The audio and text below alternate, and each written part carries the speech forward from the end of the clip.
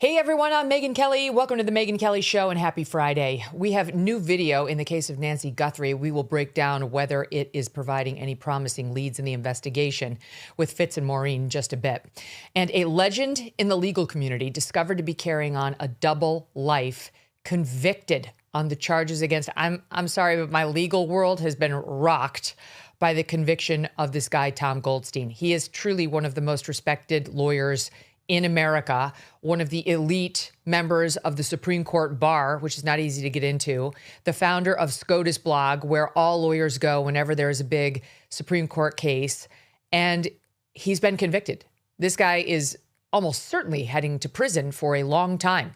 He turned down a plea deal of 5 years because he was like, I'm not serving time. He was leading a whole double life. I mean, a total double life.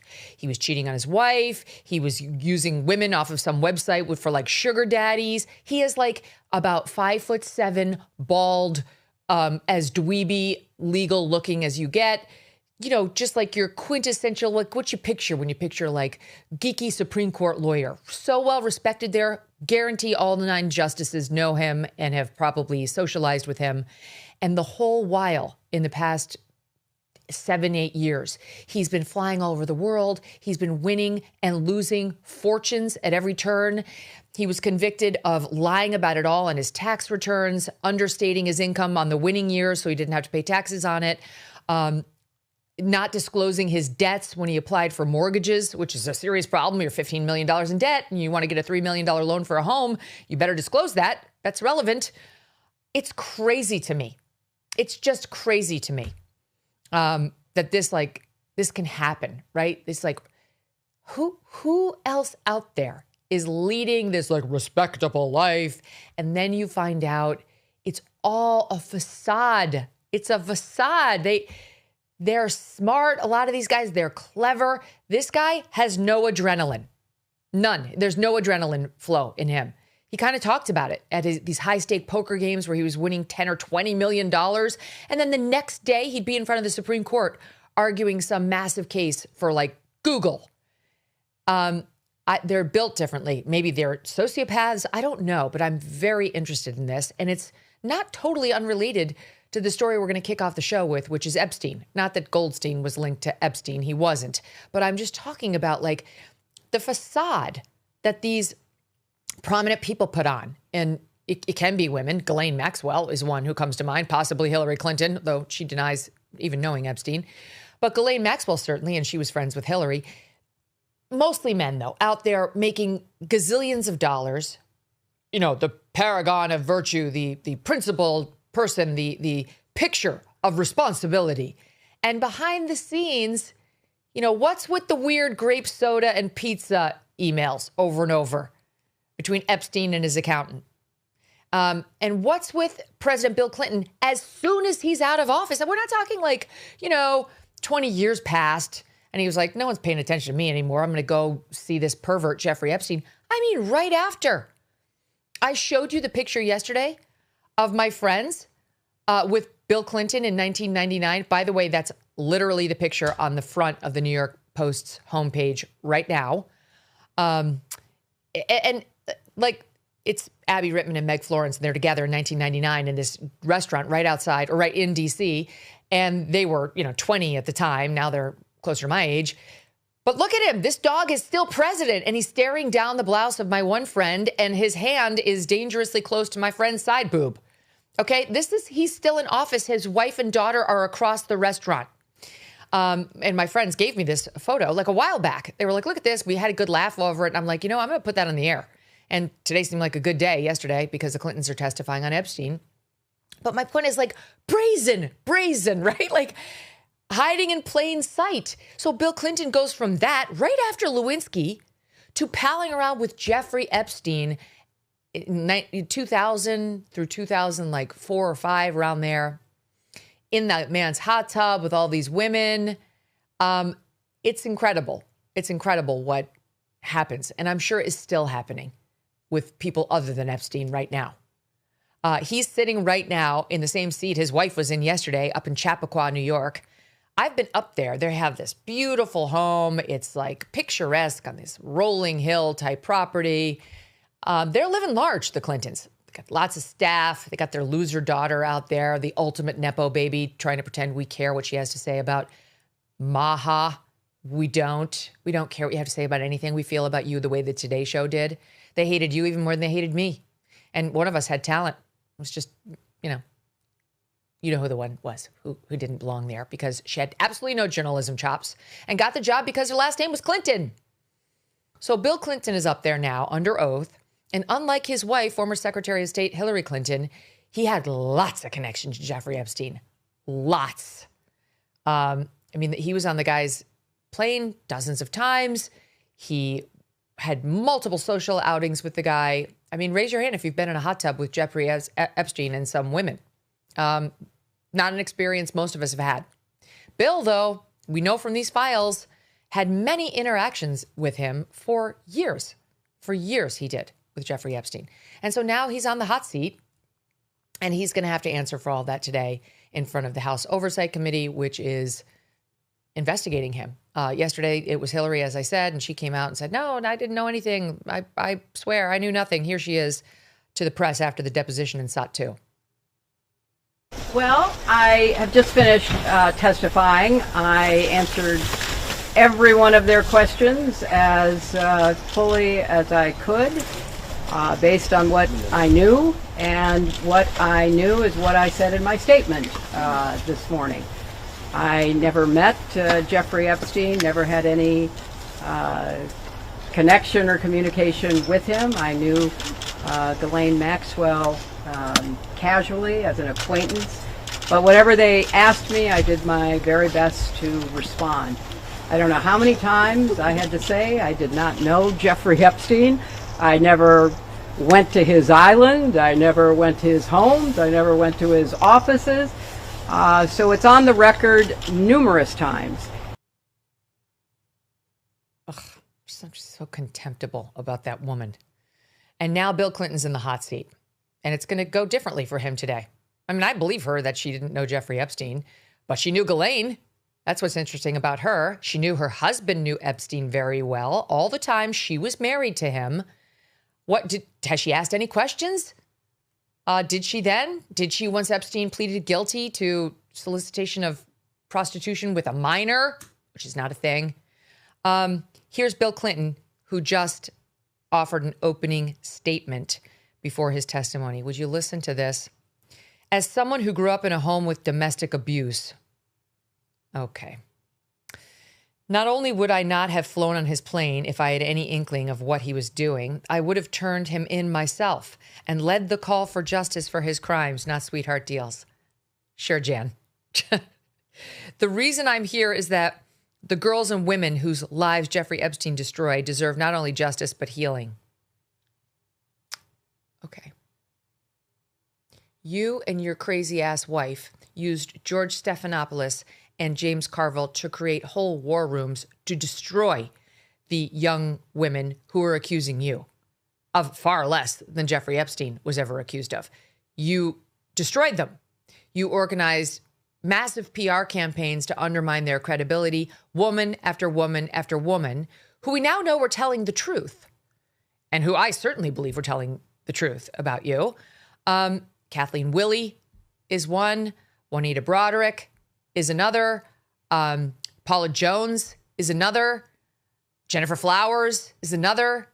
So just fucking spare me that you now really have a lot of concern about the women and girls allegedly caught up in the Epstein web. The reason I'm here is the girls and women whose lives Epstein destroyed deserve justice and healing.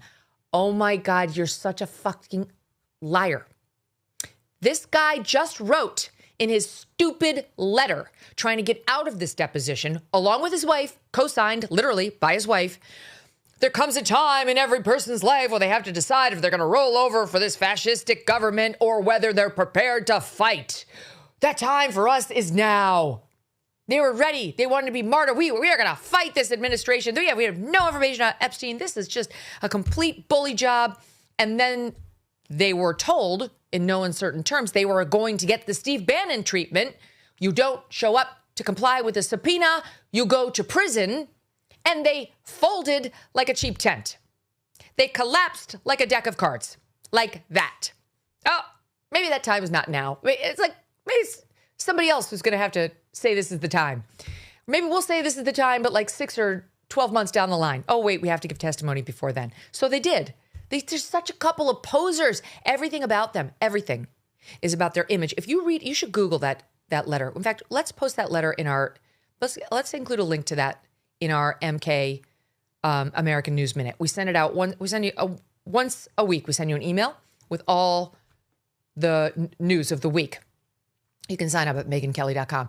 And I'm going to include a link to their letter that they wrote. It is the most absurd, self-aggrandizing thing you've ever read. It waxes poetic about all the reasons that this is so unjust that we're calling them in there to testify and how terrible this government is, and they will fight. They will be the ones. They have the wherewithal. They have the means. They rolled over like Rover just as soon as James Comer was like, well, I will send you to prison, and I have a Department of Justice ready to pursue those charges. I mean, immediately. So that's how they got here, under protest. But now Bill Clinton says, the reason I am here is that the girls and women whose lives Epstein destroyed deserve not only justice, but healing. You didn't want to show up. You said there comes a time in every man's life where he has to decide whether he's going to fight, and that time is now. You only went in once Comer threatened you with prison. They started off lying. It's like unbelievable. Here's the third paragraph. Though my brief acquaintance with Epstein ended years before his crimes came to light, and though I never witnessed during our limited interactions any indication of what was truly going on, I'm here to offer what little I know so that it might prevent anything like this from ever happening again. You made Hillary come in. She had nothing to do with Jeffrey Epstein. Nothing. No matter how many photos you show me, I have two things that at the end of the day matter more than your interpretation of those 20-year-old photos. I know what I saw and, more importantly, what I didn't see. I know what I did and, more importantly, what I didn't do. I saw nothing and I did nothing wrong. You'll often hear me say that I don't recall. Oh, he's setting the table before he says anything.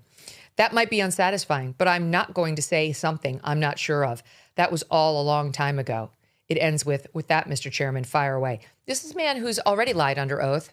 Depends on what the definition of is. And that's what he was impeached for, because he lied under oath, threatened with disbarment because he's a lawyer.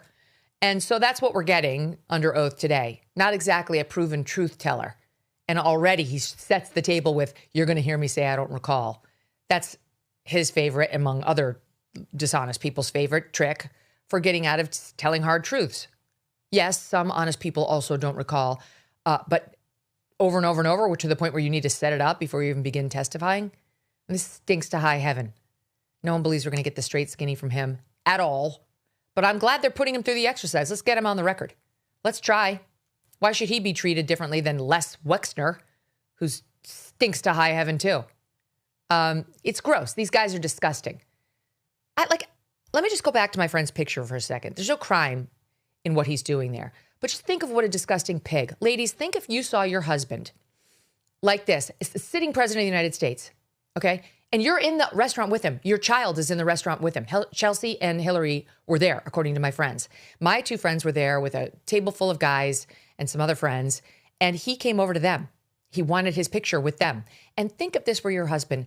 After he'd been impeached, after the Monica Lewinsky story had broken, after the story with the, sexual acts with a cigar had broken, you'd been nationally humiliated, yes, through Jennifer Flowers, that came out when he was running, and through Monica Lewinsky now, who's giving him blowjobs in the Oval Office. And then you see your husband pose for a photo where he's literally trying to get a look at some strange, beautiful woman's tits while he's appearing to slide his hand toward the breasts of the other one. These are young girls. They're 20 at the time. He's a disgusting pervert. Truly, most of us, our husbands would never do this in a million years. They wouldn't behave like this. Never mind as sitting president. Never mind in the wake of the Lewinsky and Flowers and other scandals. All those names I ticked off that they created the war room for, that happened all before this. That's who's testifying today, worried about the young women and the girls. That's what brought him here on the thing he totally objected to doing until he was threatened with jail. I can't with these two. There's a lot to go over on them, on Epstein in general, and where we think the disclosures thus far have led us, and we didn't think there was a better person to talk to about that than Mike Benz, who's never been on the program, but who I've admired on his testimonials elsewhere. He's a former State Department official and executive director of Foundation for Freedom Online. Don't miss a moment. Subscribe to this show on YouTube and follow me on Insta, Facebook, and X. If you're stressed out about getting out of debt, it's go time. This is one of those moments where timing matters, and let me tell you about Done with Debt. 2025 was a record year for them. People who collectively had more than $102 million in debt turned to these guys for help. Right now may be the best time to negotiate settlements. Done with Debt tracks credit card and loan company behavior. They're experienced at knowing who's negotiating and when, and what it takes to get you the biggest reduction possible. Whether you are carrying $10,000 or $500,000 in debt, this may be the best chance you will get all year. So consider scheduling a free consultation. It only takes a few minutes. Imagine waking up without that weight on your shoulders and doing it without taking out another loan or filing for bankruptcy. Done with Debt helps you through the debt relief process so you keep more of your paycheck every month. Go to donewithdebt.com right now. That's donewithdebt.com, donewithdebt.com. Mike, welcome to the show. Your thoughts on all of that. Thanks, Megyn. Thanks for having me. It's really two peas in a pod, Clinton and Epstein. When you just went through your description of Clinton with your friend and that restaurant scene, you can certainly understand how Clinton and Epstein were, like attracts like, I suppose. But what comes to mind when I think about the Clinton-Epstein story is there's this quote you may remember that Hillary Clinton came forward with in 2014. She said, "We came out of the White House not only dead broke, but in debt. As I recall, we were something like $12 million in debt." And that sticks out to me when I think about the Epstein-Clinton affair. It's been reported by the New York Post that Jeffrey Epstein is on the White House visitors logs in the 1990s at least 17 times. We know that the Bill Clinton State Department rented out a 5-story mansion to Jeffrey Epstein directly after it seized it from the government of Iran. And then we know that Jeffrey Epstein's lawyers testified in court that Epstein helped set up the Clinton Foundation in the early 2000s. 2001, 2002 is when Epstein began flying Bill Clinton around on his Africa tour as they were setting up the Clinton Foundation. We know from the Epstein files that Epstein's, one of the ways that he seems to capture people in network is by getting politicians towards the end of their government service as they're transitioning into the private sector, hooked up with lucrative private sector deals that leverage their government connections. This was something that Epstein did with Ehud Barak, the prime minister of Israel, who was then the defense minister when he was poached by Epstein. Did this with Bill Burns, who was the deputy secretary of state when he went on to the Carnegie Foundation before he became CIA director. Did this with Kathy Rumler, who was the White House counsel, who then went on to represent the Rothschild Bank and then Goldman Sachs, and appeared to have done this in some respect with President Clinton. He's in and out of the White House 17 times. He's directly leasing from the Clinton State Department, and then is immediately, 2001 is when, basically Clinton's fresh out of office, starts the Clinton Foundation, is being flown around by Epstein. And I would not be surprised if Epstein's donor network were early contributors to the Clinton Foundation. I think this is one of the questions that, one of the lines of questioning that the world is eagerly awaiting in terms of the depositions that just took place with respect to President Clinton. The Clinton Foundation has been a font of corruption, and to get the Epstein side of that story would be fascinating. Do we think we're going to? I mean, what would be most helpful, the way you normally take a deposition, is you get interrogatories and you get document requests on the party before you sit down with them, and then you pour over all that information, the written admissions, and then the documents that relate to any issue you want to ask him about, so that you can shove the document in his face and say, what is this? What's this loan? What was this job that was provided? I don't know if they have all of that with Bill and Hillary, and thus the cross-examination, which is what a deposition really is, may be less effective. That's That's very possible. I would say that even if you had those, I do suspect, as you pointed out, this is a president who couldn't remember if he got a blowjob 5 minutes ago from an intern while he was president of the United States. This is someone who will haggle with you over what the definition of is, and who pre-set up his testimony by reminding the room that his memory is not what it used to be. I just can't recall. So, even if he's going for a well-meaning man with a poor memory. He's going for the Joe Biden defense that stopped him from getting criminally charged. Right. That's exactly right. The Robert Hur. Well, these are crimes, but unfortunately, he's a senile old man, and we don't think that a jury would convict. So here's a get out of jail free card. But the fact. Meanwhile, he's not being looked at for criminal charges, but he's being looked at for information to try to put together a more complete picture of Jeffrey Epstein and what we've known about Jeffrey Epstein and didn't know. And by the way, why nothing has been done about Jeffrey Epstein, including during Biden's 4 years as president. Well, what's frustrating to me is we have these Justice Department files. We appear to have about half of the total. It's very voluminous, but there does appear to be huge portions missing. For example, it's been reported that apparently about 3 years worth between 1999 and 2001, the Justice Department files basically cut off. This is a very strange gap. It's the tail end of the Clinton presidency, and there are basically no Epstein files in this DOJ drop from mid-1999 to 2000. Well, this is a very difficult thing to explain. Well, no one has really offered a good explanation of this. There's a lot of very strange. I don't want to sidebar this with some of the strange kind of 9/11 issues around Jeffrey Epstein, but it is a very serious missing chunk of the Epstein piece, especially given that Epstein was asked to be on the 9/11 Shadow Commission, and was in some of these very strange networks around both the military, statecraft, intelligence apparatus, both pre and post 9/11. But those are critical missing years. Those are also the years that Epstein himself FOIA'd the CIA for any open and acknowledged agency links between the CIA and himself. That was in 1999 while Bill Clinton was president.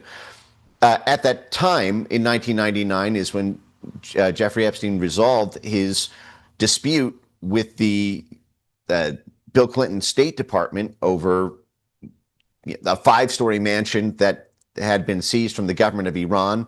This is American taxpayer property, and it was rented out solely and exclusively to Jeffrey Epstein. Epstein then violated the terms of the lease, not only by not paying it, so the taxpayer was eating the bill, but subletting it out to the criminal defense lawyer for the French Connection and Pizza Connection drug ring cases, which are both drug ring cases and involving alleged CIA protection of drug rings in France and Italy.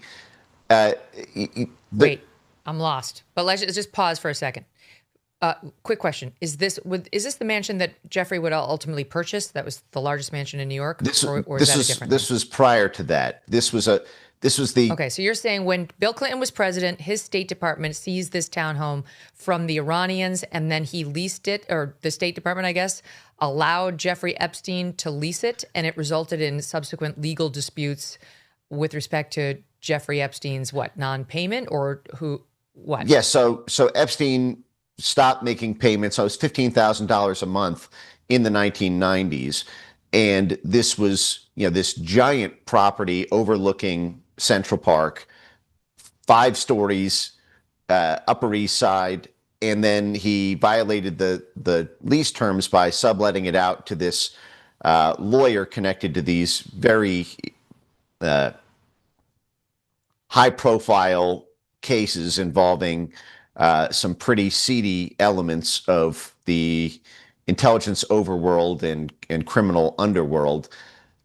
What I'm getting at here is if this Justice Department and our legislative oversight bodies want to show their seriousness in terms of pursuing the Clinton leads here, I'm calling for full declassification of all State Department and CIA files, because all we have are a fraction of the Justice Department and by extension FBI files. But the fact is the State Department would have had to have diligenced Jeffrey Epstein in the 1990s. We know that Epstein himself appeared to think that he was CIA adjacent enough to FOIA the CIA itself for any open and acknowledged agency links in 1999. Why would he do that? Well, Jeffrey Epstein's had, by that point, for 20 years, been doing kind of CIA adjacent banking work,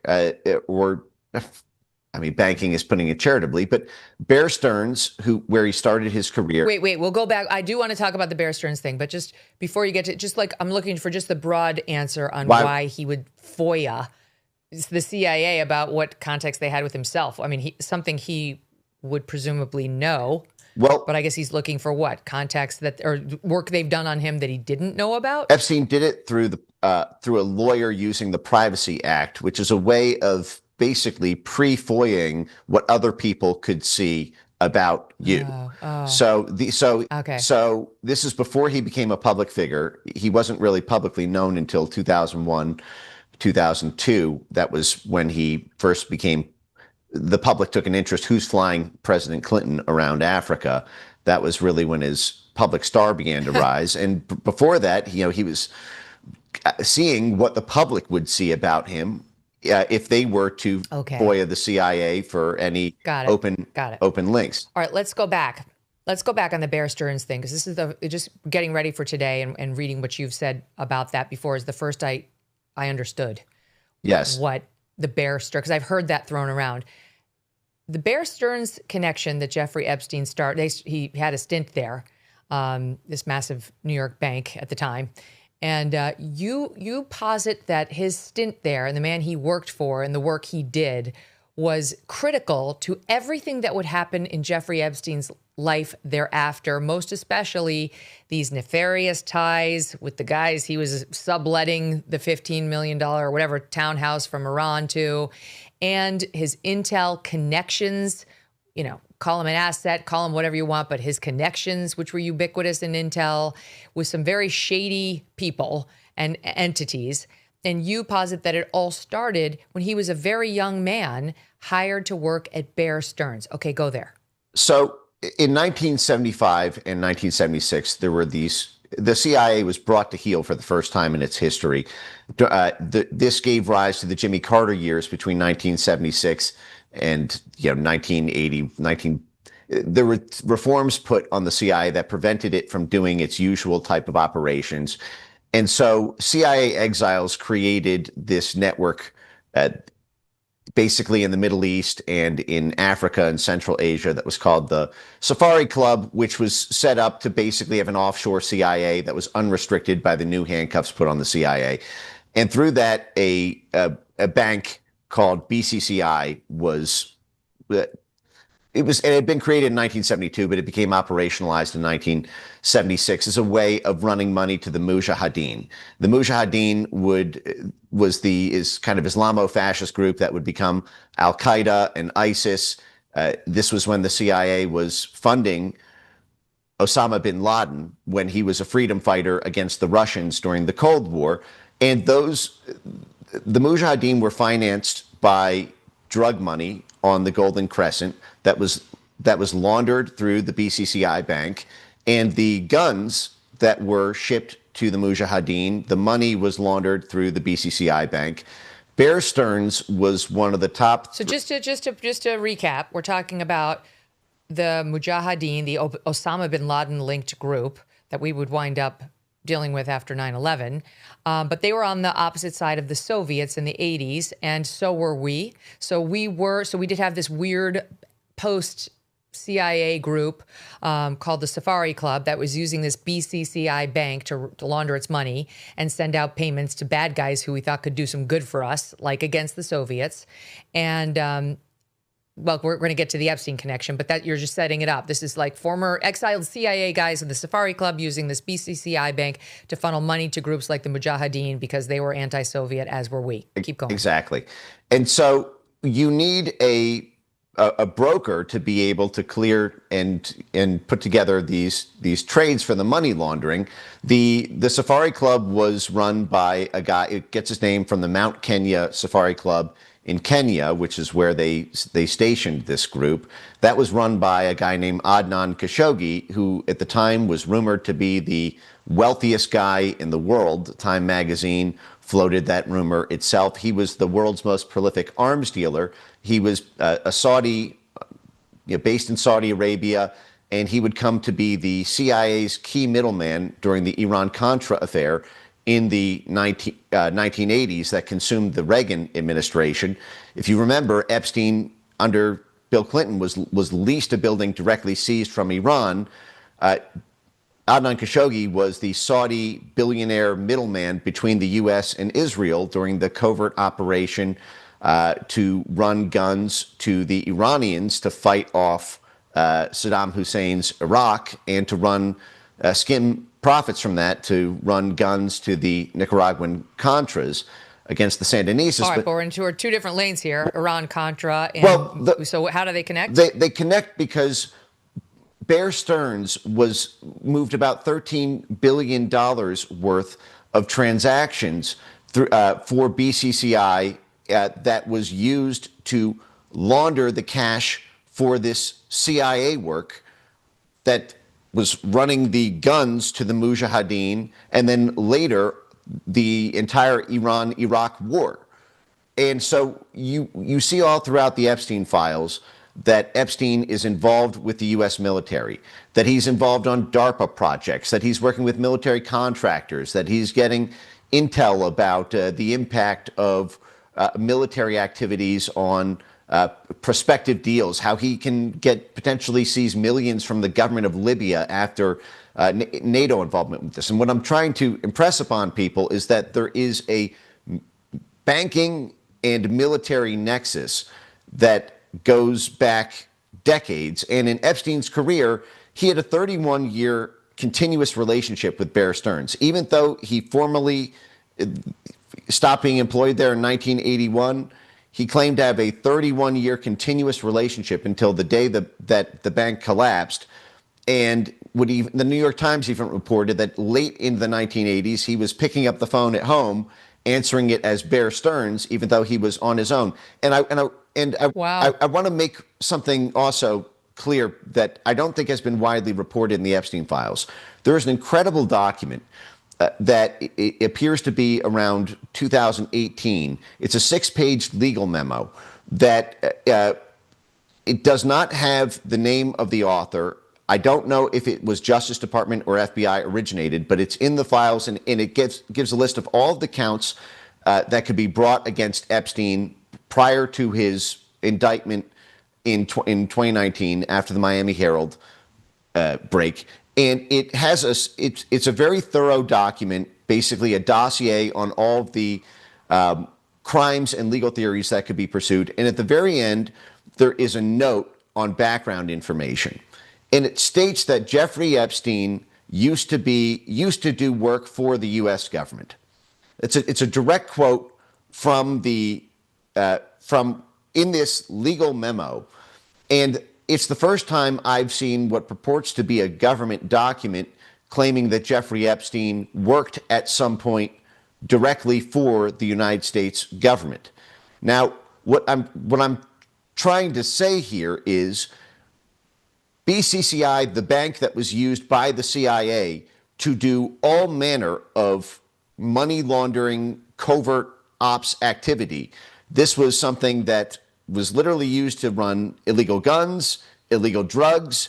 It was covered up by Bob Mueller back when he was a young man, and by Bill Barr, who personally wrote the pardons for 6 of the BCCI officials back when Bill Barr was the head of the Justice Department the first time. Which involved, it was Doug Leese, who was Jeffrey Epstein was flying back and forth to meet with in London, who used the BCCI bank to run the guns. It was Adnan Khashoggi, who was moving billions of dollars through that, who would become a personal client of Jeffrey Epstein. It was Stanley Pottinger was using it. He was living with Jeffrey Epstein in the early 1980s.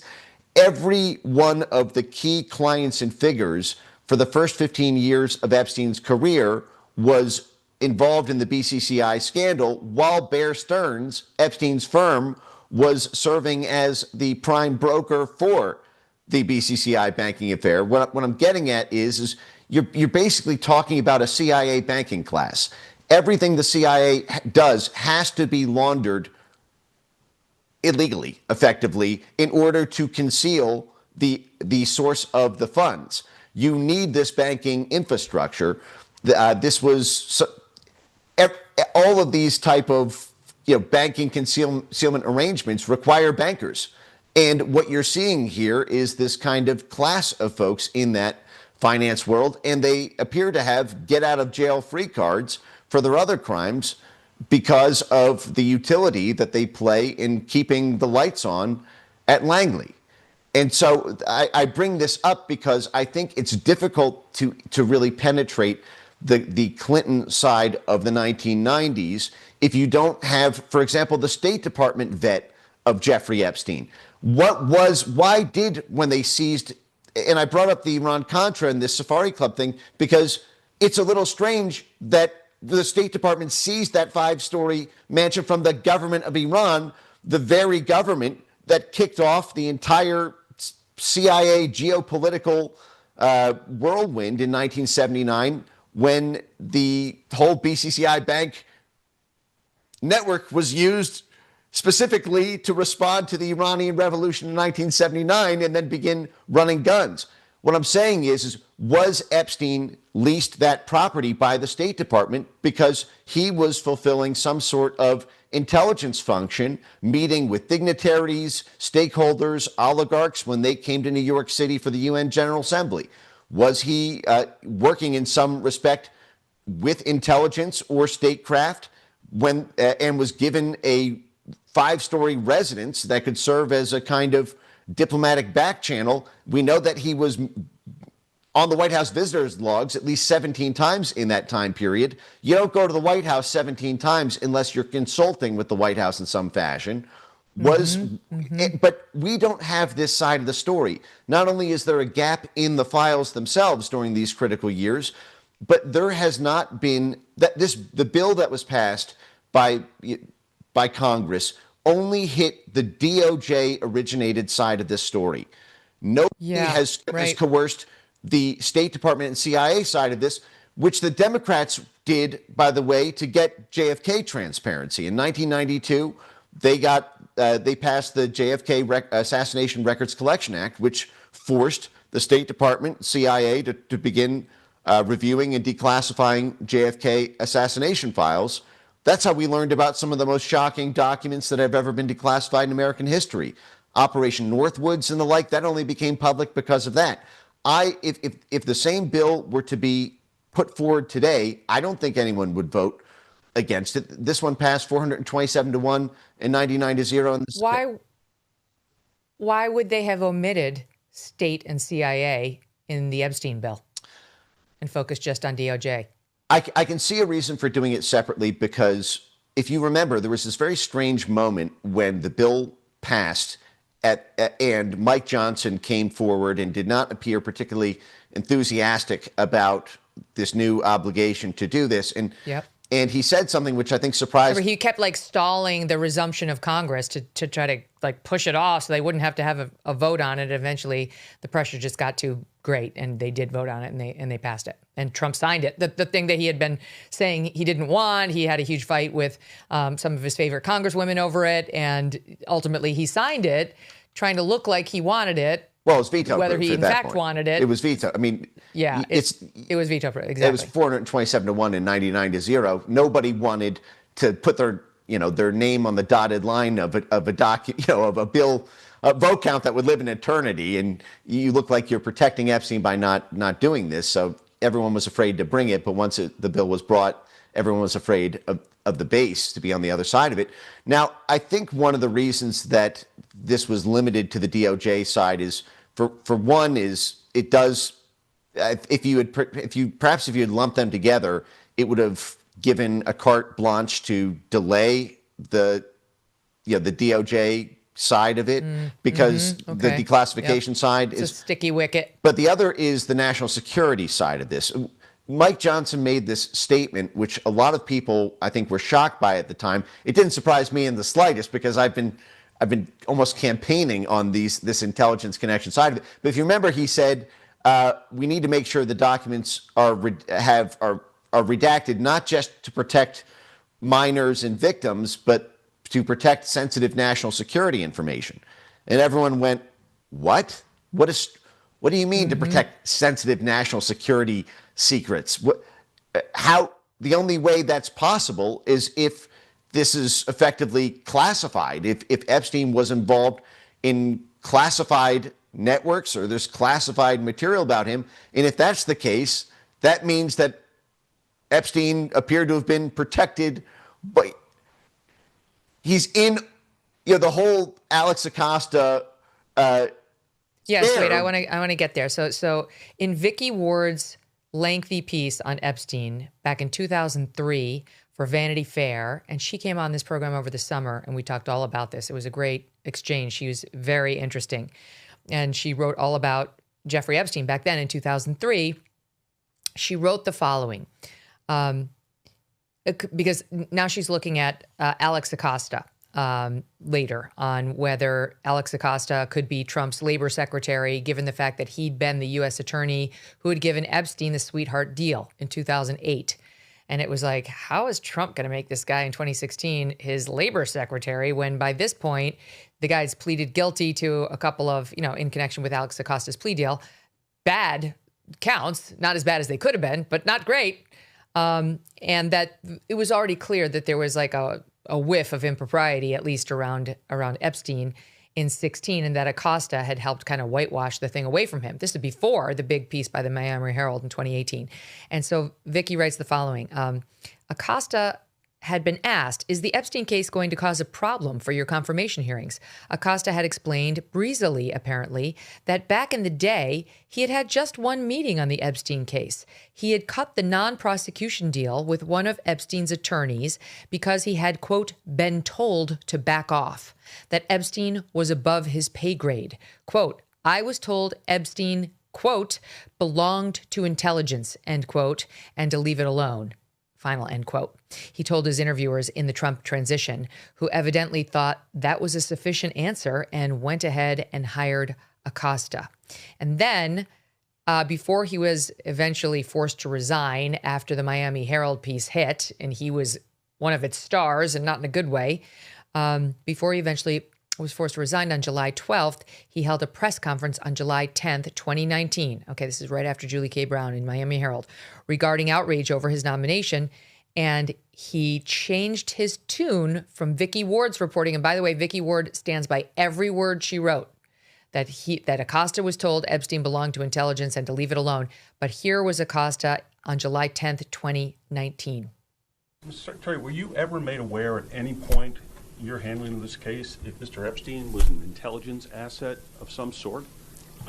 So there has been reporting to that effect, and let me say there's been reporting to a lot of effects in this case, not just now but over the years, and again, I would hesitate to take this reporting as fact. This was a case that was brought by our office. It was brought based on the facts. And I look at that reporting and others. I can't address it directly because of our guidelines. But I can tell you that a lot of reporting is just going down rabbit holes. Okay, and then the Office of Professional Responsibility at the Department of Justice started investigating what did happen with the Epstein thing? Like, what happened there? And in November 2020, they released a 350-page report, and they claimed that they interviewed Acosta, and in their interview, he was more direct and said that no, Jeffrey Epstein wasn't intel. That's what they claimed at OPR. So we have Vicky Ward saying he did say he was told to back off because he's intel. Then we have him there equivocating on camera, sounding kind of mealy-mouthed about it, but intimating, don't believe that. He's suggesting clearly in that soundbite he's not intel. Then you have the Department of Justice interviewing him behind closed doors saying he said to us, no, Epstein wasn't intel.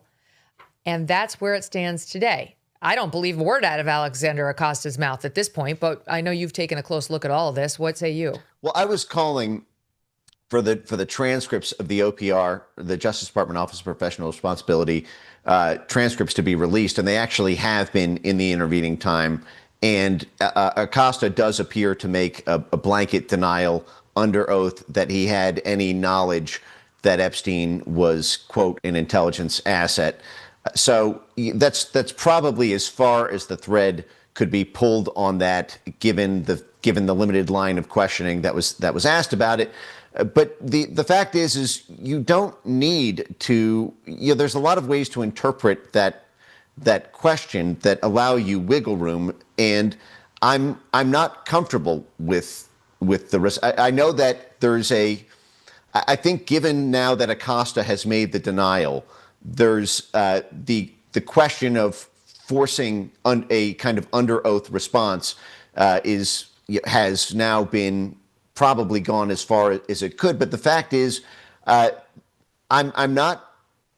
There's lots of ways that you can intimate that someone, quote, belongs to intelligence to a prosecutor without showing someone the 201 human intelligence file or making it so explicit. One of the things that the JFK file. Well, Mike, I mean, you're right, but there's also a way that somebody at CIA or a related organization could get to you and say, you will answer that question the following way.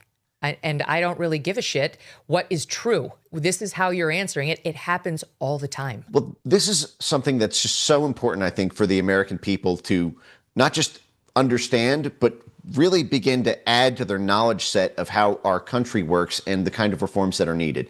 There is a relationship between the CIA and the Justice Department that I think most American people have no vision into the extent to which DOJ and CIA are interconnected. I mean, we'll just remind the audience that Bill Barr himself, who was the Attorney General, not just during the BCCI affair in the 1990s under George Bush, but also the Attorney General in charge of the Justice Department when Epstein died in prison.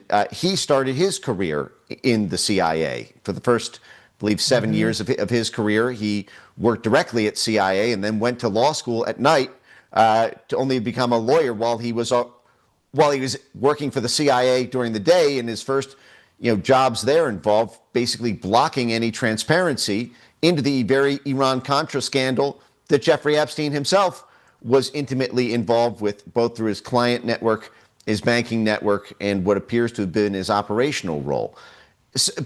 And he's the one who would ultimately tell us that Jeffrey Epstein killed himself and that there was no way anybody could have gotten to him.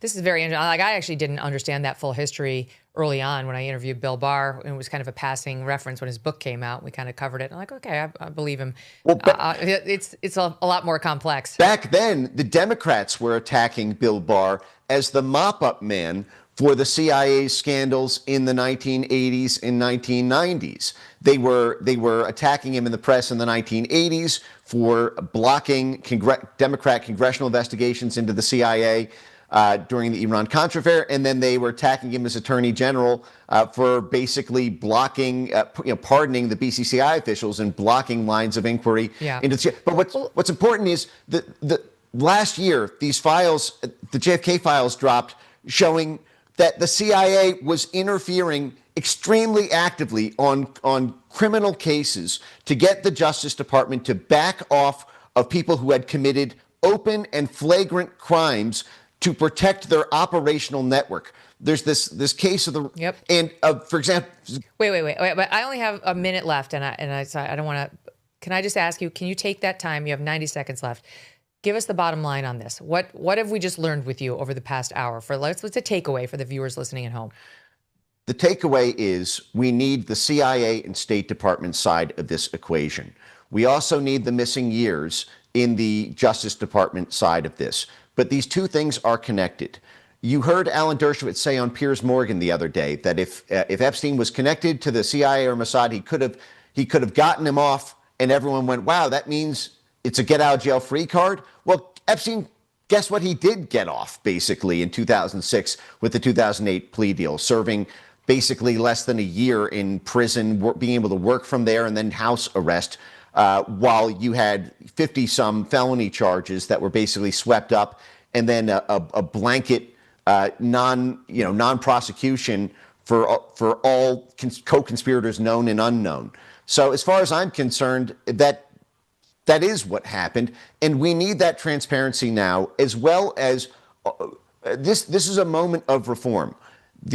The fact is, the national security predicate for blocking disclosures has allowed the deep state to get out of jail free, in part because of its work with the Justice Department. We need time and time again. That's a good point. I got to leave it at that. But Mike, fascinating. We'll have a longer talk later. I love it. Thanks for your deep research and sharing it with us. Thank you, Megyn. Maybe you've seen those red light panels that are all the rage now. Well, this is totally different. Let me tell you about the glow infrared therapy light from Sauna Space. They say it helps with screen fatigue, your skin, your mood, and your energy. It's incandescent light, not LED, which makes all the difference. In the morning, it's like natural sunlight. And at night, it helps you relax and get ready for seriously deep sleep. They say you can even use it for pain relief on sore muscles or cramps. And the real game changer is their Firelight Sauna, the future of saunas. It's portable, it's gorgeous, and it's powerful. You get red light therapy and an infrared sauna all in one. All made in the U.S. with pure organic materials and zero EMFs.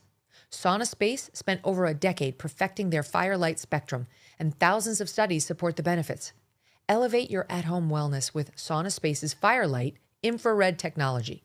Visit sauna.space/Megyn and use code Megyn to get 10% off your entire order. Don't forget.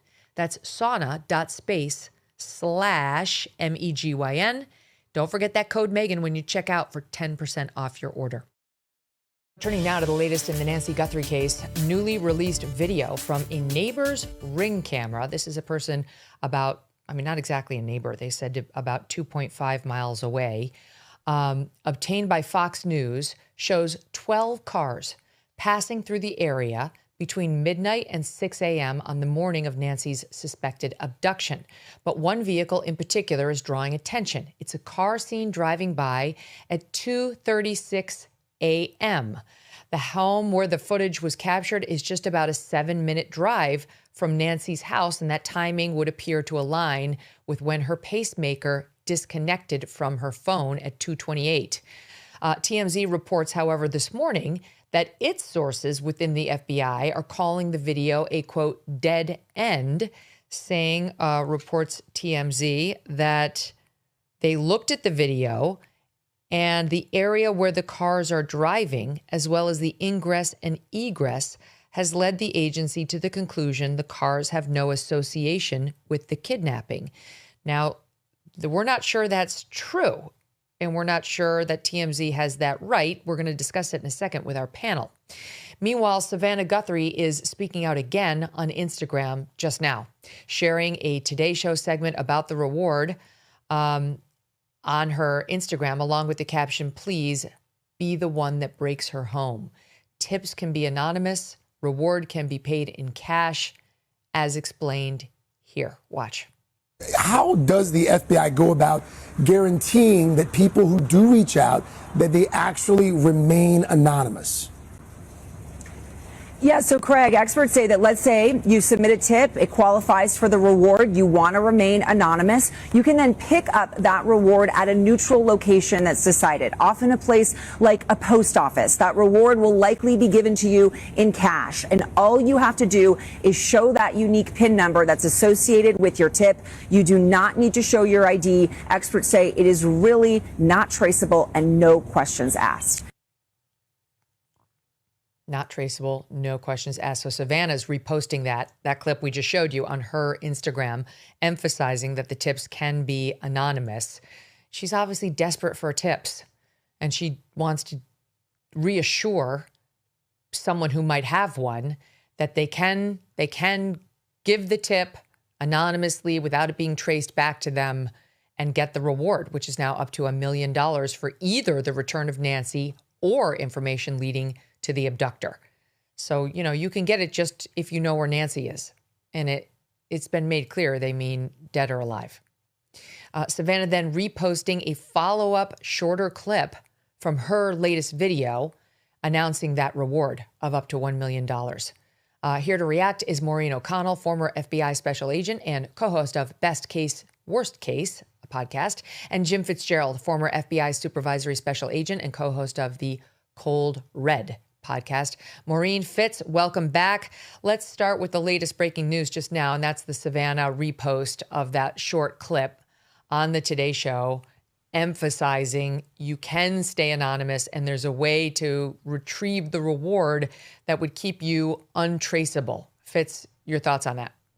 Sure, and this is a very smart move to make. And we talked early on, Megyn, what was it, 3 weeks ago now? Put some level of humanity onto Nancy Guthrie. Now the humanity part is being put on Savannah and her family. They want their mother back, and they're basically saying in any condition here's the $1 million. I know, yeah, by the way, no strings attached. You can get it without any. I'm not sure if you have to pay taxes on it or not. If the government takes something out up front, but who cares about that? But it's going to be a substantial amount, close to $1 million, perhaps in cash. And that is going to be a strong incentive. So where the early on stage was humanizing the mom, now it's humanizing us. We realize things may have gone bad in so many words they're intimating, but at least give us our mom back and let the family have closure on this. There'd be nothing worse, of course. I've interviewed parents of little kids who have gone missing and have never returned. That's probably the worst. But even having any loved one, such as a parent, that you can't somehow have closure, put them in their resting spot and have the final rights, et cetera, that has to be tough too. So it's $1 million is probably easy for them to put up, and they mean it. They mean it with all their heart. They really want their mother back. And I'm hoping someone out there, one or two people involved in this, can look at this and have some element of their heart. Just say, you know what, we can do this in a tricky sort of way. Let's just make this phone call, go pick this money up, and then go from there. And I hope that person is listening. And if there's any little bit of a heart that they have, they follow through. Maureen, here's the clip that Savannah reposted just now. So what she thinks is the most salient part of her nearly 2-minute video she dropped the other day. But we need to know where she is. We need her to come home. For that reason, we are offering a family reward of up to $1 million for any information that leads us to her recovery. All of the information about this reward and the details is in the caption below. You can call the 1-800-TIP line. You can be anonymous if you want. Someone out there knows something that can bring her home. Somebody knows. We are begging you to please come forward now.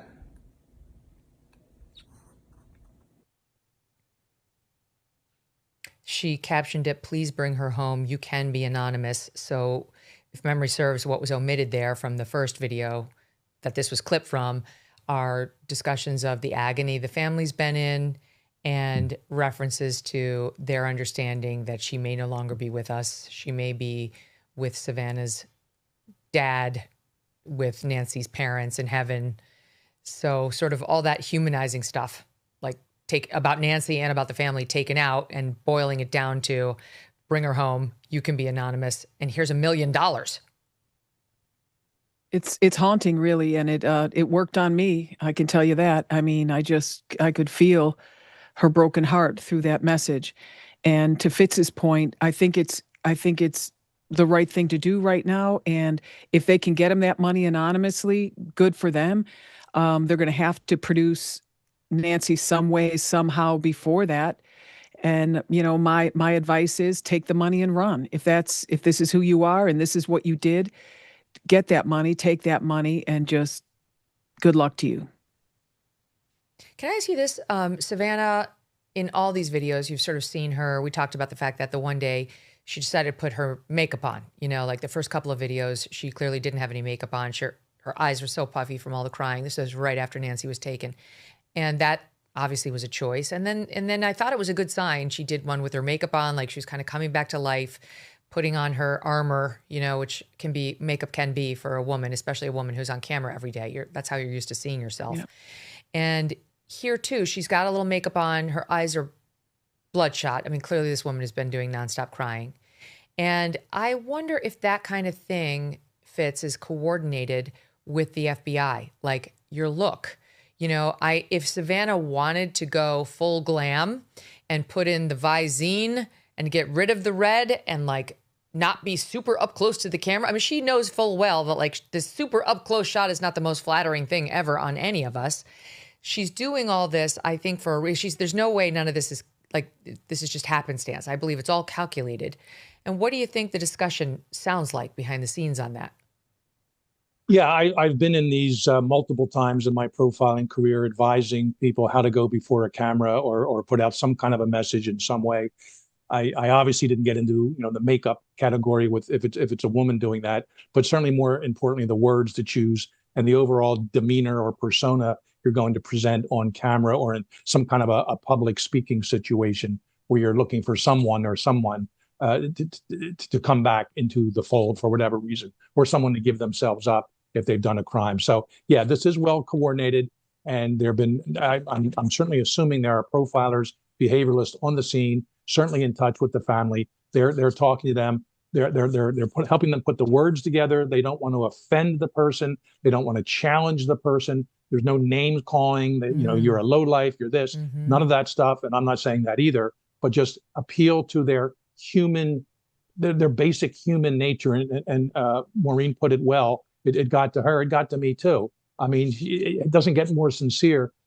Megyn, you're on camera all the time, and I do my share. And I always, I'm always meaning what I say, but I never had to put something together like Savannah just did, and so much from my heart, and sort of begging people to listen to what I'm saying. And that's a whole different part of your personality and your brain and your psychological makeup that has to come in front of a camera after you've been crying all the time, as you said, Megyn. But the bottom line is this was coordinated.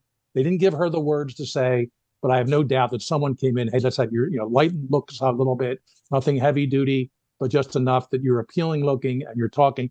You're important. The people watching this, you're important enough. They're important enough to you that you should, look your best whilst talking to them. And that's part of the reason why she may have glammed up, using air quotes here, just a little bit for this, basically this plea to whoever has her mother. I mean, I do think, I said this the other day, but I think it's somewhat of a sign of resilience that she managed to get any makeup on at all and her jacket on, and started to look a little closer to the professional Savannah we've seen. I just think as a woman in the exact same industry that she is, who came up with Savannah, I mean, I literally came up in the business right next to her. We were at the Supreme Court covering the High Court together. She for NBC, me for Fox News when we were both like cub reporters. She went to NBC, I went to Fox. We covered a lot of the same stories. I wound up at NBC for, a short stint with her. I got to know her very well during that 18 months that I was there, Savannah and her husband. I had known her for all those years prior, but we got to be personal friends. And then the relationship ended when I left NBC for all sorts of reasons. But my point is simply, I know that she's going to feel more together and defended with the makeup on. I just know it. That's just how it is in this industry. So I think it's a good sign. I do think the puffy red eyes are an intentional choice because I'm sure they were authentic and they could have been resolved had she really wanted to do that for a camera, but she probably made the choice to show people the pain she's in because of the reasons you're saying. There's no downside. It's real. It's what's real. And there's no downside to telegraphing to the public and to the perpetrator, I'm deeply wounded and you could help me, Maureen. You could help me is what she's saying. She's also saying, you got me. You wanted to hurt me. You hurt me. You got everything you wanted. I am broken. My family is broken. Can we end this now? I'm willing to pay you my hard-earned money to end this now. I surrender. Yes. You won. Yes. Ugh. Oh, it's stomach turning when you think about it like that. That's not because the perpetrator will watch this. You know, you point that out all the time, Fitz. You know, that the guy's out there watching all of this coverage, and there's no question he's watching Savannah's latest messaging. And so he's going to see it. Like, it's so creepy for her to know that whatever she chooses to put out there, he will be watching and assessing and will have a new decision to make. Right now, this morning, as we speak, he has a new decision to make, Fitz. Yeah, and this all goes back to from, again, day one, what is the motivation behind this? If it's strictly money, if this is strictly a transactional crime that was committed on the part of this one, if not two or more people, I haven't locked in on that at this point. All right, so now this is kind of an offer you can't refuse. I mean, you got away. You pulled an abduction very successfully. And I've said this before. You can talk about the flowers at the camera and all that kind of stuff, weird holster. They got away with this thing. They got away with this thing. If there was ever about money, which I'm not convinced that's the case, but even if it wasn't about money, you've got a golden opportunity here. And Savannah is doing her best. And her inner makeup and her outer makeup is so expressive of what she's saying right now. She's not acting. And I don't know her at all, of course, but I'd be very much surprised if there was any acting in here at all. So this person now goes back to motivation. Why was Mrs. Guthrie taken from her home at, after 2 a.m. Or around that time that Sunday morning? That we don't know. If it was about money, maybe this is a chance to then capitalize on it. If it was for some other reason, deeply personal to one or more family members, they said, nah, this hasn't gone far enough. You've done this to me, again, real or perceived. You've done this to me in the past, a week before or 2 decades before. You're going to keep paying. And if they don't react to this $1 million reward with virtually no strings attached, that would lean me towards the fact that this is a highly personal crime done for highly personal reasons, and money was never a factor. Oh, or can it just be the person scared? Like, they're like, holy shit, the 400 cops, I don't believe it's not traceable. I'm not, I got away with it and I'm not going to jail now. So nice try, but I'm piecing out. It was high risk. You're shaking your head. High risk to begin with this crime. Yeah. They knew who this woman was and to whom she was related. I don't think that would scare them off now. And if they think they could pull this, they pulled it off perfectly so far, quite frankly.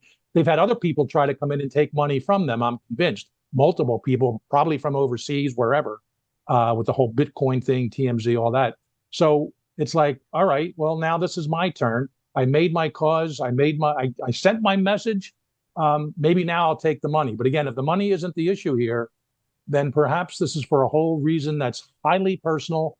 I used the word revenge early on to describe this side of the abduction as opposed to for profit on the other side. And that is so deeply entrenched in this person. Look at the Brown shooter. Went back 30 years to Portugal, and is angered with this then fellow student. And he goes up to, MIT outside of Boston and kills him there after, of course, shooting up the university itself. So these types of issues, can go back that far. It may be something more closely connected to more recent times, but this is the proverbial fork in the road for this person. And and to me the Savannah messaging is like to steal a term, the closing argument. Savannah also went to law school. She then went and did like shoe leather reporting in small markets. I went and practiced law for 10 years, but she is a lawyer. At least she's been trained. And I think this is her closing argument because the reporters are gone. That annoying Democrat congresswoman, the local lawmaker, got her way. The press is gone. They left. The story has been drying up, and that's when the influencers leave. And I think it's sad. It's sad for Nancy that they're leaving. The law enforcement is leaving too. The FBI had a Tucson field office that they were kind of a makeshift one. They're pulling up the stops on that and going back to Phoenix. They're claiming that they're not going to reduce the man count, man and woman count on officers, but there's no way they're going to keep 400 officers on this case, right? They're not. They are not. They have other cases to solve. They have missing children. They have new crimes. They have murders. Like, they've got to move on, sadly, because other crimes come. And Savannah's leaving. There's a report today saying she's going back to New York. It was just a matter of time. It's been a month. This Sunday is the 1st of March, so we're at an actual month. And she's got 2 young children. Right. Who are in school. They're being taken care of by a friend right now. I know the person. And, they need their mother. And she knows that. And I'm sure she needs normalcy too in her life and her routine. So even she's leaving. And I think this is the closing argument. Like, reward, not traceable, anonymous. Goodbye. And, we'll see whether it shakes anything loose. Maureen, I want to talk to you about the video. It's very interesting to me that this gets dropped by Fox News last night, which has been doing very good reporting on this. Fox has. Mm-hmm. And they find it. I want to read you the way they describe it. I know you're familiar, but the audience. It's a resident of the Catalina Foothills neighborhood. That's Nancy's. Mm-hmm. Who has a street-facing ring cam that caught 12 cars passing by in the morning Nancy disappeared. The recording goes from midnight to 6 a.m. on February 1st. That's the relevant time frame. And the activity occurred near the 2:30 a.m. mark. That's the relevant time. The homeowners, Elias and Danielle Stradagulias, told Fox Digital that the police had not canvassed their neighborhood at all in all the time since Nancy went missing. The FBI and the Pima County Sheriff's Department have been alerted to the video, writes Fox Digital. Not immediately clear whether the video is of any use to the investigation. This is last night. The Stradagulias house is on a back road, Fox writes, North Camino Real, that leads out of Guthrie's neighborhood, avoiding major intersections. Leads out of Guthrie's neighborhood, avoiding major intersections. And they live about 2.5 miles away from the crime scene, which is outside the 2-mile radius of neighbors who received a ring alert asking for video taken from Jan 1 to Feb 2. So the concentric circle drawn by law enforcement did not include this house. But this couple nonetheless checked their ring camera and found something they think may be of relevance. Their house, writes Fox, is roughly a 7-minute drive from Guthrie's address, as I mentioned in the intro. One of their videos was recorded around 2:36 a.m., which is roughly 8 minutes after Guthrie's pacemaker last synced with her iPhone. So the timing would work. Yes. Danielle said the number of cars passing that night was not unusual, but she and a friend found it odd that no one from law enforcement had visited the neighborhood. The route itself had been flagged to Fox News Digital by another neighbor who said she also saw a suspicious man walking in the area on Feb 2, which would have been Monday, around the corner from what appeared to be an abandoned car. And then finally, she says she described that man as 5'9" tall, Hispanic with a close trimmed beard and wearing a silver bracelet, smoking a cigarette. And then this is actually the final point. Another unidentified man was spotted in mid-January, according to a different neighbor who did not have your typical walking gear on. He had his hat pulled really far down over his eyes. He was just walking in the neighborhood near an intersection leading to Guthrie's home,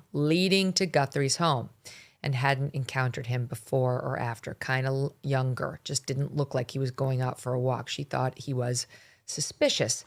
Now we get the TMZ report today saying our FBI source has looked at the video and says it's a dead end. The area where the cars are driving, as well as the ingress and egress, has led the agency to the conclusion the cars have no association with the kidnapping. And yet, Fox had reported that this house, the Stradagulias house, is on a back road that leads out of Guthrie's neighborhood, avoiding major intersections, and talking about how this is her neighborhood. That's the neighbors themselves say this is her neighborhood. And I feel like the neighbors of all people would know very well if there was an ingress and egress out by their home from Nancy's neighborhood. I don't know. I'm not sure about TMZ, and you tell me whether we should be discounting the Stradagulias's new lead so quickly. Well, there's a lot there. But first of all, if in fact the FBI is discounting this vehicle or these vehicles that drove down that Camino Real, then it's definitely for just a couple of reasons. Number one, they threw up a geofence on that area for that night, and all the cars there were telegraphing different information via cell phone or their or just their vehicle, and they were able to get with those people and find out where they were coming from or going to. Wait, it can't be that, because the Strateguliuses say no one came to see them since Nancy disappeared. So the FBI certainly hadn't ruled them out. No. They hadn't seen this and ruled it out prior to this because no one had come to see them. Right. And also, there was a report after this by Fox that the FBI was seen going to visit the Strateguliuses after the Fox News report. But I mean, right.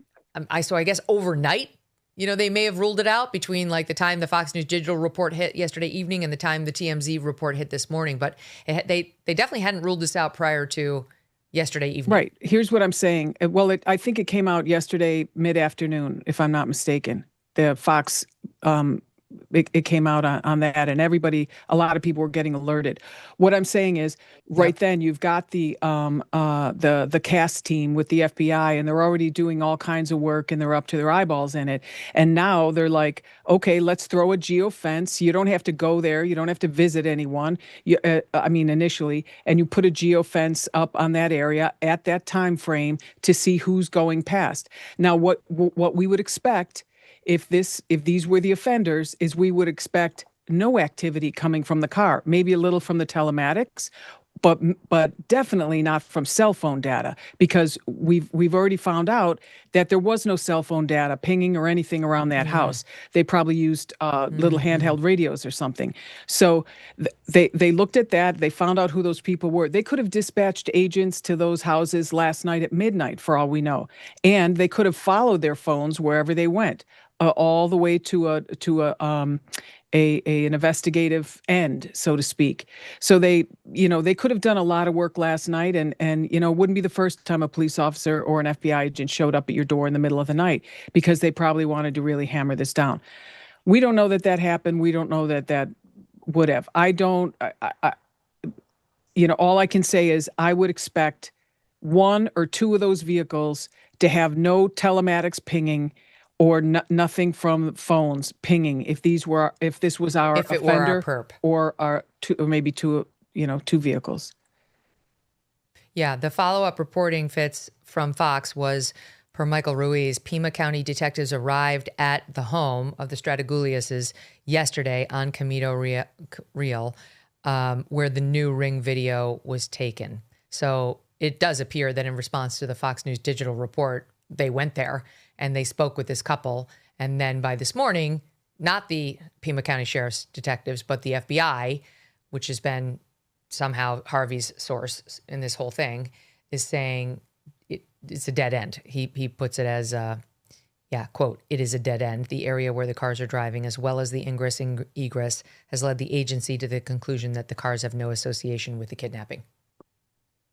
Well, Maureen did an eloquent job of explaining the cell tower markers and what's coming out of the car and all those type of things. But I think all of us rely on what's worked for us in the past and investigations, and the technology, of course, maybe DNA, if we're lucky, will ultimately perhaps help solve this case.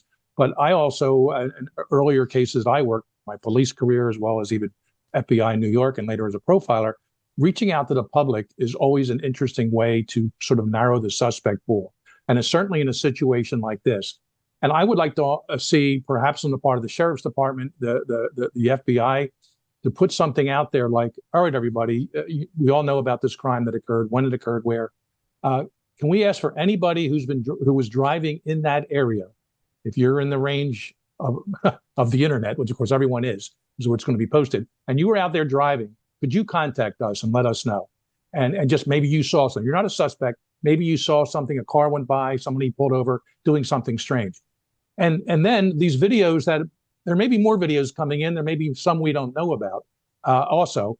And do your best to slow everything down, blow them up. There's technology now, they can make it probably read the tags.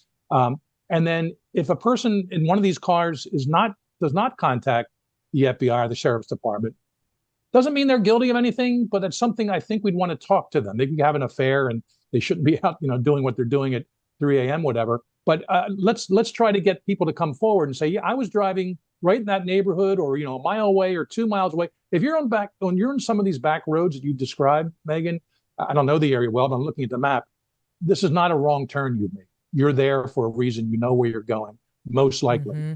And clearly the person who took Nancy knew where he was absolutely. going. And just put out there, hey, anyone who's driving, between 1 a.m. and 3, they can make it anytime they want. Can you just contact us and let us know?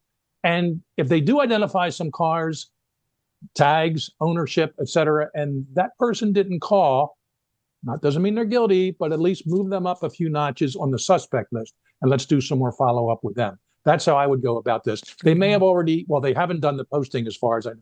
If you were driving around, let us know. But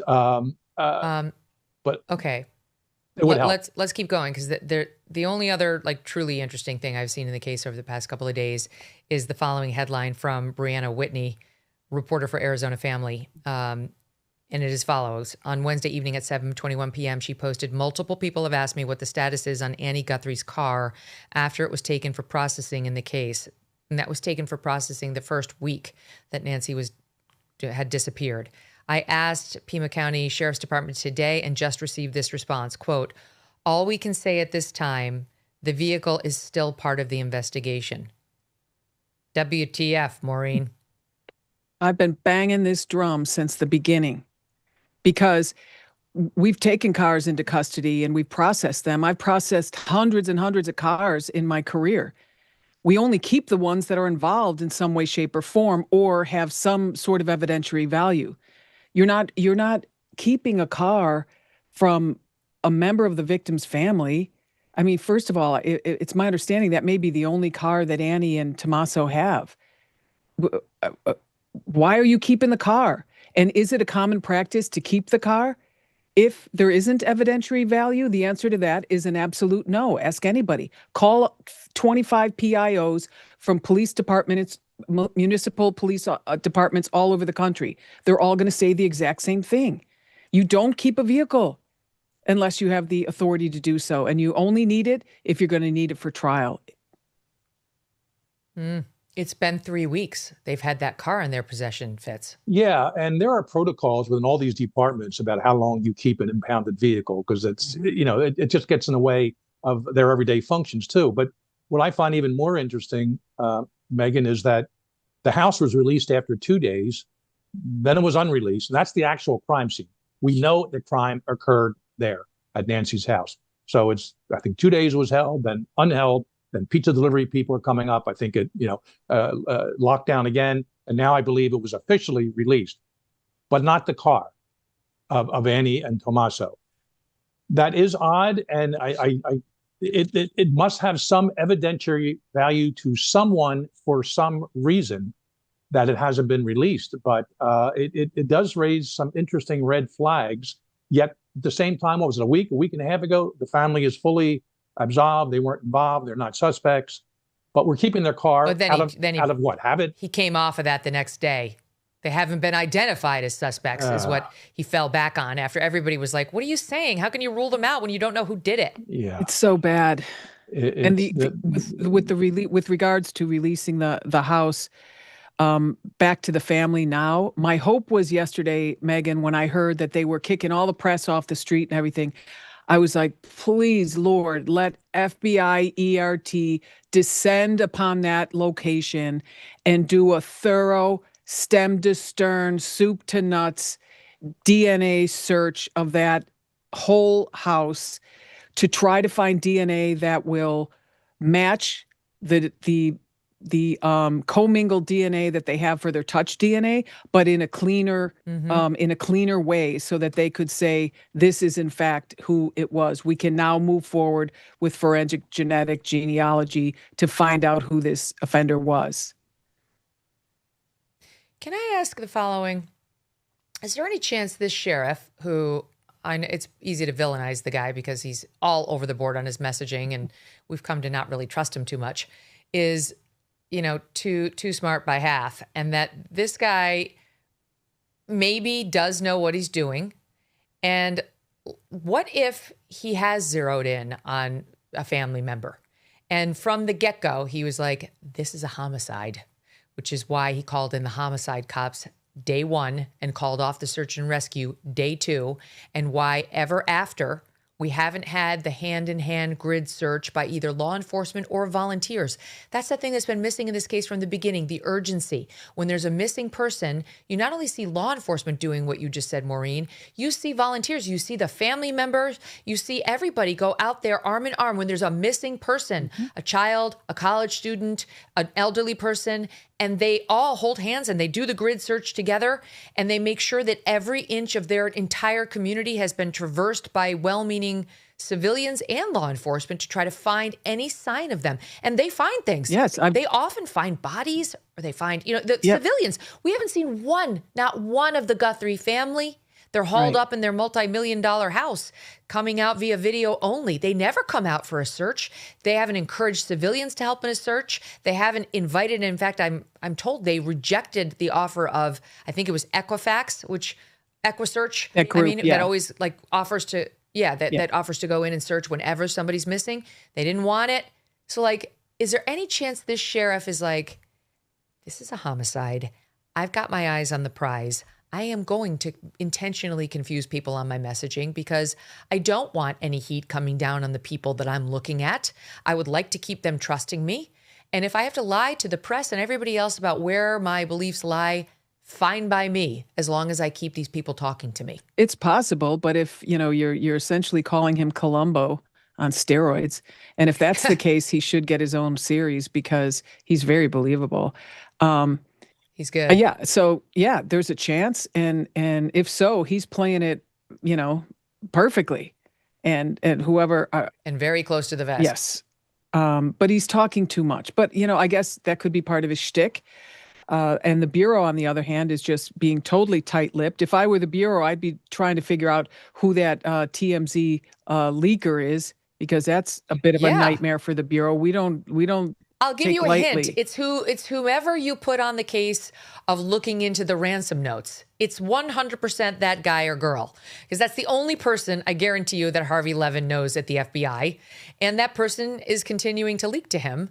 So yes, I agree with you. You might want to shut that down, since not sure TMZ is your most credible way of disputing leads or news items. I mean, I think, frankly, you'd be a lot better off going to Fox News, which does have credibility and also FBI sources. But what do you think about my theory, Fitz? Because let's not forget, the other thing is he shut off all the press conferences. He decided to seize the messaging. You shut down the press conferences. The FBI no longer gets to answer questions, just me, the sheriff. And then this week sent out a note saying, we're not going to be doing any more daily updates to the press. All the messaging is shutting down, which I guess we shouldn't confuse with the conclusion that the investigation is going nowhere. We actually don't know that. And that's by design. I guess our question would be to the sheriff, or about the sheriff, what does he know and when did he know it, to borrow that catchphrase. And I mean, if the car's being kept of the sister and the brother-in-law of Savannah, I think last I heard they were all living together in a gated community in a rented house or something. But yet here's the $1 million reward being put out. I heard Savannah, it was interesting, she said up to $1 million. Interesting that was put in there. And also that it's a family reward. But without knowing all the dynamics of the family, I have a feeling it's her $1 million, and that's fine. That part is their 100%. Business. But what are the dynamics? If the car is being kept, I mean, if I was completely innocent, I'd hire a lawyer by now and say, I want my car back, especially if it's the only car that I have. Yeah. And who knows, Savannah has a rental car, brought another one in, whatever, for the time she's there. But what are the dynamics going on in that household that we're still getting videos made, as you presented early on in our hit here, by Savannah, and we're talking about makeup, how she's saying, what she's saying. But boy, out of the corner of her eye, does she have some suspicion? But she's still willing to put $1 million up. Maybe she doesn't want to believe some things. Is she? I'm not saying she's involved at all, but it just gets so internecine in involvement here within the family that I don't want to give the sheriff I don't want to take away from him or give him more credit than maybe he deserves here. It'll all come out to be a master, Shakespearean play that's unfolded here. If all along he knew what was going on. Time's going to tell. And that comes out. Well, we knew all along he was focused. We knew the neighborhood wasn't, the Tucson wasn't in danger of another abduction. And this is the whole thing and how it played out. Right. But it hasn't That's happened another yet. piece. Yeah. Isolated incident. Right. Which is just like Idaho. How the hell can you say that when you don't know who did it or why they did it? And then we see the video of the masked man. It's like, I'm not sure the Tucson residents do feel so safe. That guy's not in custody, and we don't know his motive in taking Nancy. No, I wouldn't either, especially if I were 84 years old and living alone. Oh my God. I would buy an arsenal instantly. Well, it's tough for an 84-year-old Maureen. You know your way around a firearm. When old Maureen hits 84, thinking, she'll be having an arsenal. Oh, yeah. I'll totally have an arsenal. Do not mess with Maureen's I already have house. an arsenal. And I I'm learned just gonna yesterday keep that it. your husband, it was 37 years on the force. Yeah. So, nobody should break into Maureen's house. No. It's a bad idea. No, definitely not. Or give it a shot. I hope the sheriff proves everybody wrong. I really do. I hope we see an arrest by the end of the weekend, and we're all like, you know what? He was very clever. He was Columbo. Hope that's our update next time we all get together. Guys, thank you. Thank you. Megyn. Have a great weekend. We've got more news ahead, but stand by because we're going to take a quick break first. You know what Pure Talk's favorite holiday is? Well, we just celebrated it, President's Day, because they believe wireless service should only cost you a couple of presidents. Just a little Jackson and a little Lincoln, to be exact. Yes, for just $25 a month, Pure Talk gives you unlimited talk, text, and plenty of data. Now compare that to Big Wireless. They would rather celebrate Benjamin Franklin Day so they can charge your family hundreds every month. That's not right. You deserve better. Pure Talk is an American wireless company that supports our veterans and invests in a U.S.-only customer service team. So when you call, you're talking to someone right here at home. Pure Talk uses the same towers as the big carriers, so enjoy superior 5G coverage without the inflated price. Just $25 a month for talk, text, and plenty of data. No contract, no cancellation fee. What are you waiting for? Just dial pound 250 and say keyword Megyn Kelly, and you will get 50% off your first month. Again, dial pound 250 and say Megyn Kelly to make the switch to Pure Talk. The Cuban government is talking with us. They're in a big deal of trouble, as you know. They have no money, they have no anything right now, but they're talking with us, and maybe we'll have a friendly takeover of Cuba. We could very well end up having a friendly takeover of Cuba. You don't say. We could have a friendly takeover of Cuba. Okay. I guess they have to get behind Canada and Venezuela. They could be like our 53rd state. Not sure what the president means there, but, Cuba was very dependent on Venezuela and very intermixed with Venezuela. They said that half the guards guarding Maduro were Cuban. So maybe that's what he means now that we're kind of running Venezuela. I don't know. He didn't really expand on it, but his comments about Cuba come as we are evacuating personnel or strongly encouraging personnel to leave our U.S. Embassy in Israel, per Mike Huckabee. Right now, and we talked about yesterday with Tucker, all the aircraft carriers and other military assets that we've moved to the region. And we do appear to be getting ready to bomb or start some sort of a war with Iran. So you can take that into the weekend and sleep well at night. I'm sorry, why again? Why? To take out their nuclear facilities? We did that in July. Okay, we just did that. 6 months ago. So I'm sorry, but the administration needs to make a clear and cogent case for putting American lives at risk with such an extraordinary mission if that's what we're about to do. What are we doing? He barely even mentioned it in the State of the Union. Are we invading Iran? Why? What would you say, Steve? I don't know. Steve's just crack hours in my ear. Let's hear it. Let's at least can we at least have the respect of having it laid out for us? Normally you go to Congress before you start a war, but if we're going to do it by commander-in-chief, action, then shouldn't he at least make the case to the American people? It was we're going to save the protesters. They're killing tens of thousands. Well, the protests have died down. Okay, so that's not the rationale. Regime change? Well, how are we going to do that? Because it's not just the Ayatollah. All right, it's the entire regime is filled with Ayatollah loyalists. So how many people are we taking out and how? It's not as simple as getting Maduro. That's why reportedly Dan Raisin Kane, chairman of the Joint Chiefs, is having some hesitation about a longer mission here, or the mission at all, suggesting this could turn into a quagmire, which President Trump denied, for the record, in a Truth Social, saying that's not true. He'll do whatever he's commanded to do, and he'll do it perfectly, and all he knows how to do is win. But a lot of us have real concerns about what we're about to do in Iran. I mean, it seems like we're getting closer and closer. Could also be a head fake where the president is just making them think we're getting closer and closer. So they give us what we want in these negotiations, which apparently aren't going that well. So we're asking them for no enrichment forever. I don't know about you. I don't like where it's going. And I at least want to hear my president explain it to me in terms that I could get behind. I think that's the bare minimum we are owed. Okay, so that's international relations. Now onto the very exciting subject of Megan Rapinoe, who, as you know, decided to pull the ladder up behind her after she made millions playing soccer, and now would love for your daughter and mine to have to play against biological boys who could physically hurt them at any turn. She has absolutely no care about that. She has a podcast with her wife or girlfriend, Sue Bird, and they ripped on the men's hockey team for having the nerve to have Kash Patel on site and taking the president's phone call. Here's a taste of that in Stop 5. What I like to call a classic ripping defeat from the jaws of victory. The United States men's hockey team, in their utter moment of glory, childhood dreams come true, once in a lifetime accomplishment, sensational, ruined it for themselves because they allowed themselves to be totally co-opted. Co-opted, yep. Ugh. By a clown. And now you're a clown. You look like a clown.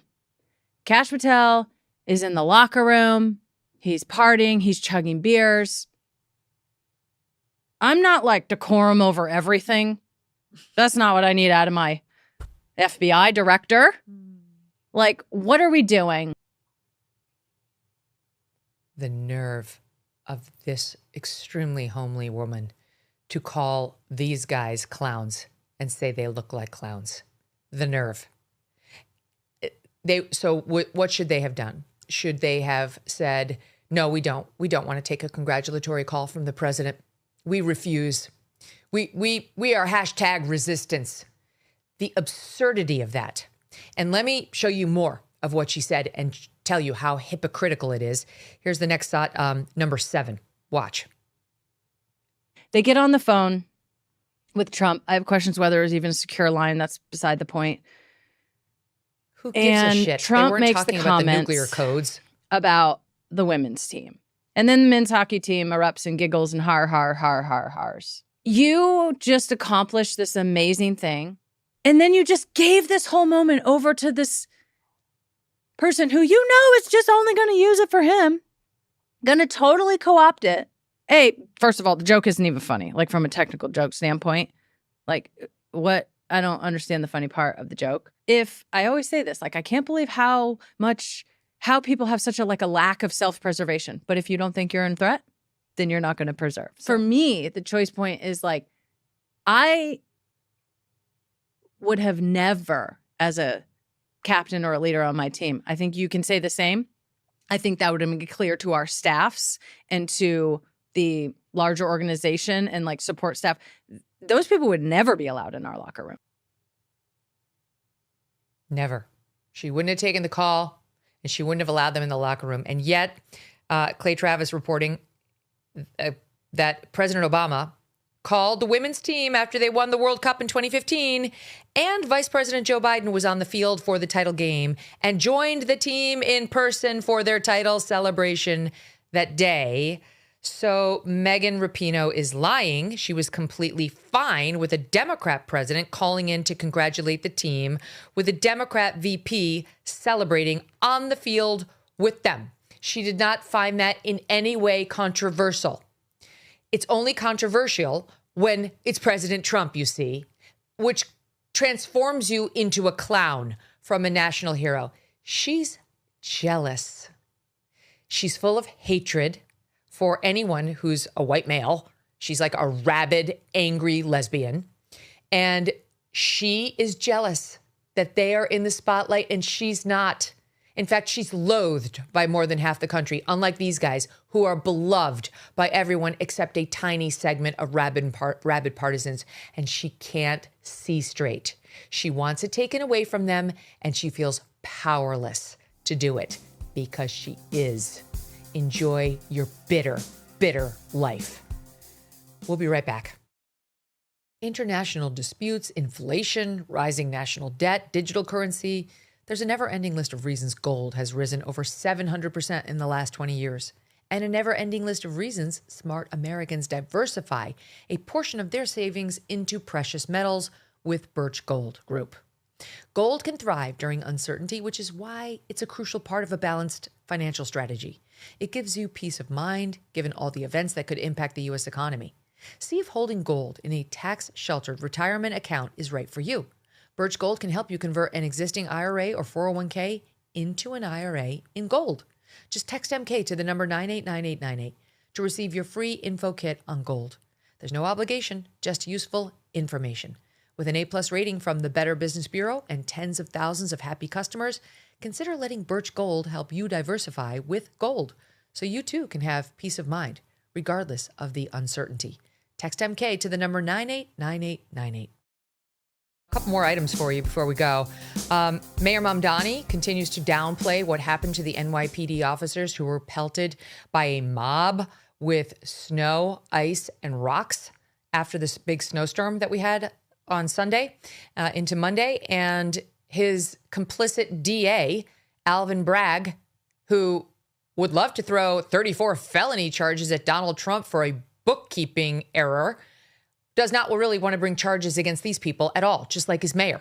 The mayor said it was a bunch of kids, and he really didn't want to see charges brought. Well, the cops insisted on it, and they're starting to arrest the perpetrators, including this one guy who we reported to you about yesterday, Guzmain Coulibaly, 27, one of the so-called kids.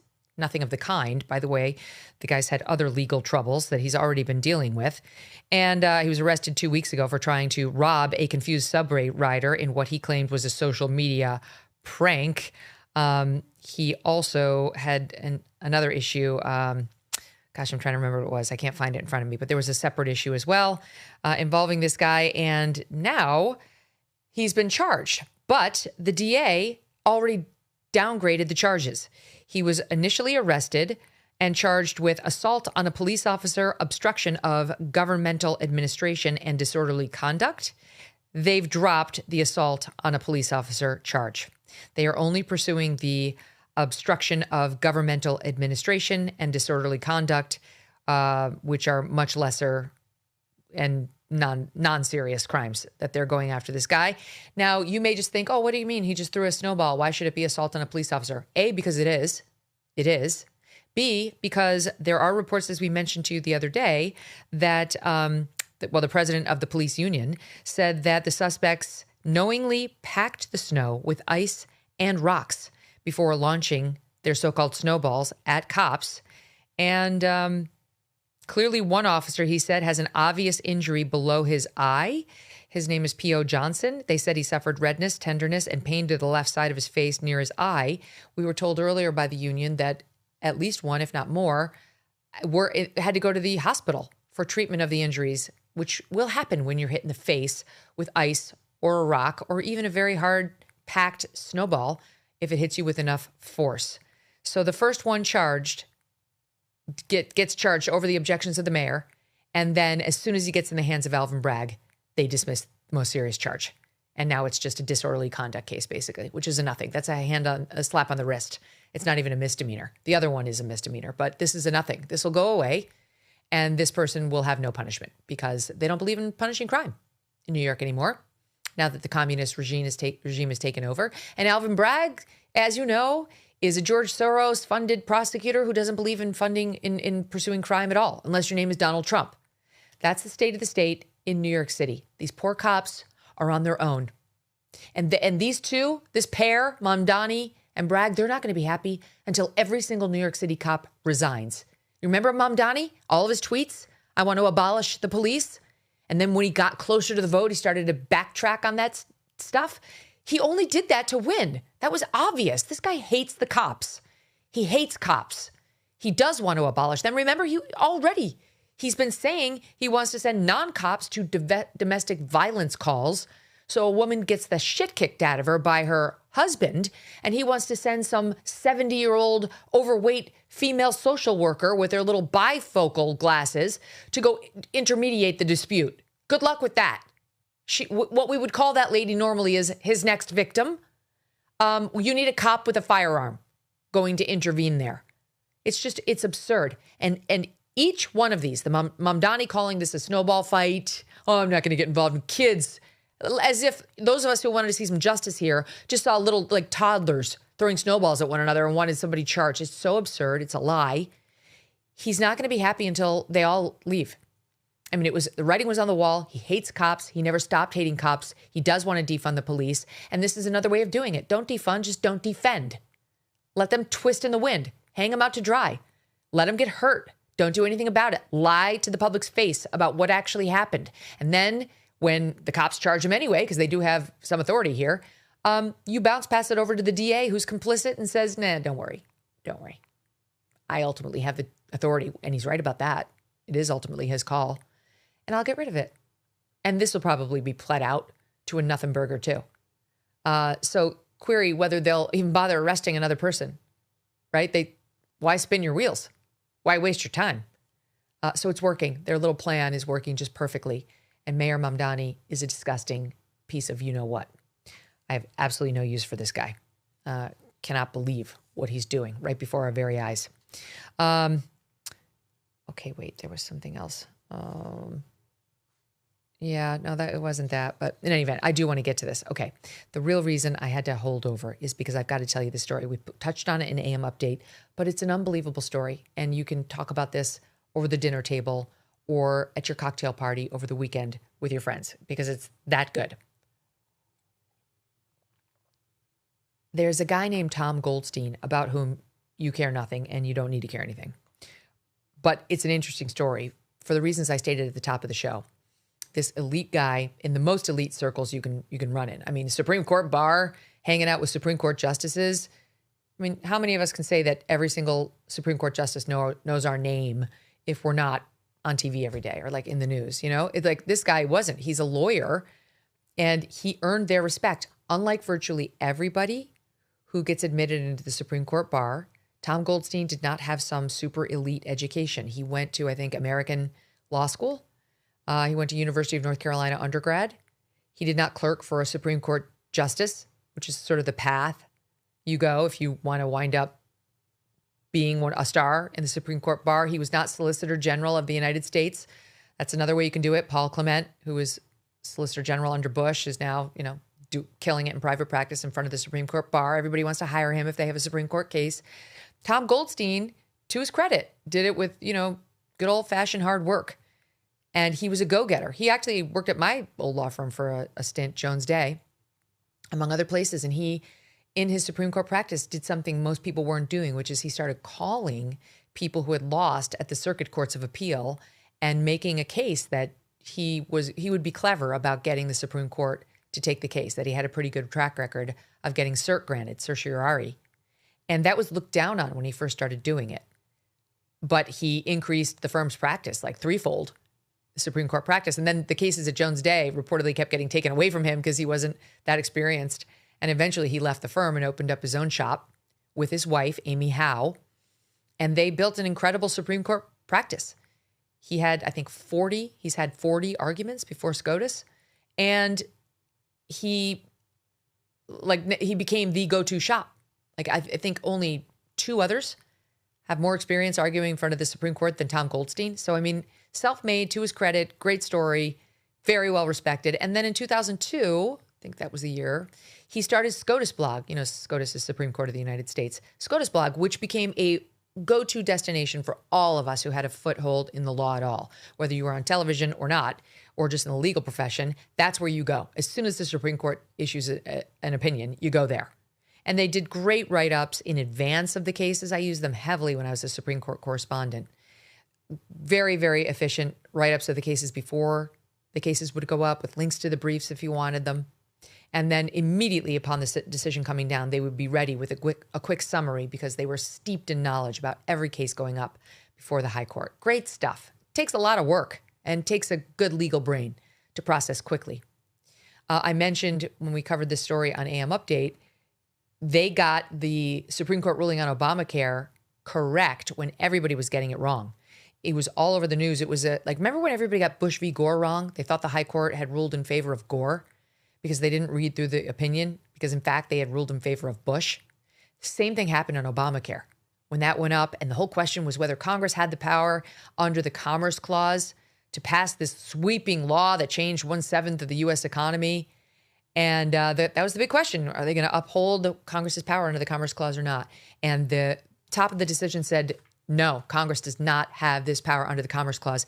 And those of us who went to SCOTUS blog, including yours truly, did not get embarrassed because SCOTUS blog understood, as did yours truly, because I'd been following the case closely, that there was another argument on behalf of President Obama and those defending Obamacare, saying it was like a catch-all. It was like a throwaway. It was barely discussed, saying we also have the power under the tax clause. The individual mandate is a tax. And sure enough, the Supreme Court, thanks to Chief Justice John Roberts, upheld that law under the tax clause of the U.S. Constitution. And so Obamacare stood. That's the reason we still have it to this day.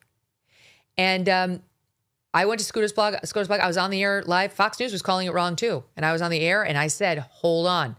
And the only reason Fox did not embarrass itself like CNN and the others did is because I knew about SCOTUS blog. And we saved ourselves from a lot of embarrassment thanks to Tom Goldstein and his quick reporting over there. So I had nothing but respect for him. I had him on my show later that day. He came on, I think it was that day or within a day or two. We pulled a clip from, what seems like 200 years ago, but here it is. I owe you my thanks because I was on your blog this morning as this ruling came down and we were getting conflicting reports, and you, as expected and as always, had it right. The High Court upheld the individual mandate, but not on the grounds most of us expected. Not on the grounds that most of us expected, not on the principal argument based that the Obama administration had offered. The Affordable Care Act was saved by the conservative Chief Justice John Roberts, applying maybe not a conservative result, but a conservative judicial philosophy, saying it's my job, if I can find a way to uphold what the people across the street have decided to do as the elected representatives, that's what I'm going to do. There he is in front of the Supreme Court's facade, broadcasting live, saved the day, universally well-respected, revered. He's going to prison now. It's unbelievable to me. He was leading a whole double life, you guys. Not just professionally, but personally too. For the listening audience, like, with respect, the guy's, he's kind of dweeby. He's a kind of like a dweeby Supreme Court lawyer. He looks kind of short, very bald. Nothing to, not homely, but like nothing, whatever. Nothing to like write home about. It's fine. Like a pleasant man, but I'm just saying he looks like your quintessential dweeby lawyer. And that guy had a life of Bentleys, Ferraris, prostitutes. I don't think they'd call themselves that, but if you sleep with a man for money, that's what you are. Multiple women in one house, like he'd snap his fingers and they'd come and fall all over him, and God knows what else they were doing to him, all while married. Stealing from his law firm to pay off debts, not declaring his actual income on his tax returns, understating his income to the IRS, and understating his debt to the mortgage application lenders, to the banks, because he didn't want his wife to know, reportedly, that he had given, any given week or month, some $12-15 million that he owed, thanks to these high-stake poker games. I mean, it's unbelievable. And then he would fly in like the next day and argue a Supreme Court case flawlessly. I mean, frankly, it's all part of the same skill set, right? Like taking huge swings, and if you nail the ball, great, it's a home run. You can also foul out, you can strike out, And the stakes, if you strike out in multi-million-dollar poker, are very, very high. So he was able, I guess just thanks to his smarts and his familiarity with these cases, to do fine before the Supreme Court. He was a gifted oral advocate, and he would write the briefs. Somebody else would do all the legwork because he was gallivanting the world. It got to the point where he left his practice in 2023 because this was overwhelming him. He was just all poker all the time. But prior to that, he was still just doing the briefs reportedly and the oral arguments, and he was crushing those. So he's maintaining kind of like the alcoholic who's like a functional alcoholic. And by the way, he denies being a gambling addict, though his close friends and clearly his soon-to-be ex-wife clearly think he is. He says, I stopped and I'm actually fine stopping. That doesn't sound like a gambling addict to me. But the behavior certainly tracks. So we went back. So he's been convicted. He just had a trial. It's like it happened so fast. He just had a trial and the jury found him guilty on 12 of 16 counts following a 6-week trial in Maryland. 1 count of tax evasion, 1 count each of willful failure to timely pay taxes for 4 tax years, 3 counts of making a false statement on a loan application, that's your mortgage, 4 out of 8 counts found guilty on of aiding and assisting in preparation of a false tax return. 7 men, 5 women heard 15 days of evidence over 6 weeks, including testimony from Goldstein in his own defense, and they found him guilty. His strategy going in there was interesting. He made clear that he was going to, through his lawyer, say to the jury, like, this is either a very good man who made some mistakes or this is a very bad man who's nefarious. And he was going to argue the former. And the jury believed the latter entirely. The jury does not believe Tom Goldstein is a good man. And I have to be honest, neither do I. It's like a lot of people have affairs on their marriage and they get divorced and they find love again in a second marriage or a third marriage, whatever it is. That's really between the two spouses. I don't know if that makes you a bad person. You violate a vow in any way. It's not great.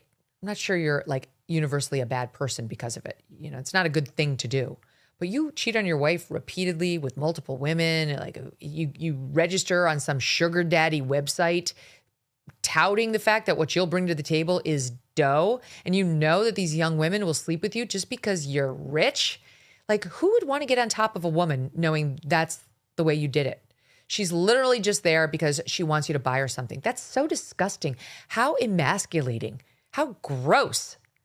Like, I can't even imagine a man could perform under those circumstances. And with no care whatsoever about whether she's attracted to you or enjoying it. None whatsoever.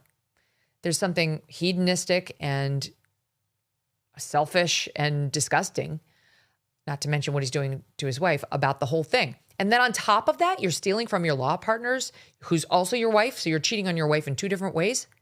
You're stealing from the government, which means you and me and all the taxpayers. I pay my fucking taxes right on time. I mean, it's like, this is ridiculous. All of us would like to cheat on our taxes a little so we could elide some sort of massive tax, but we don't. It's not to say you never make a mistake here or there, but like if you make it in good faith and then you rectify it.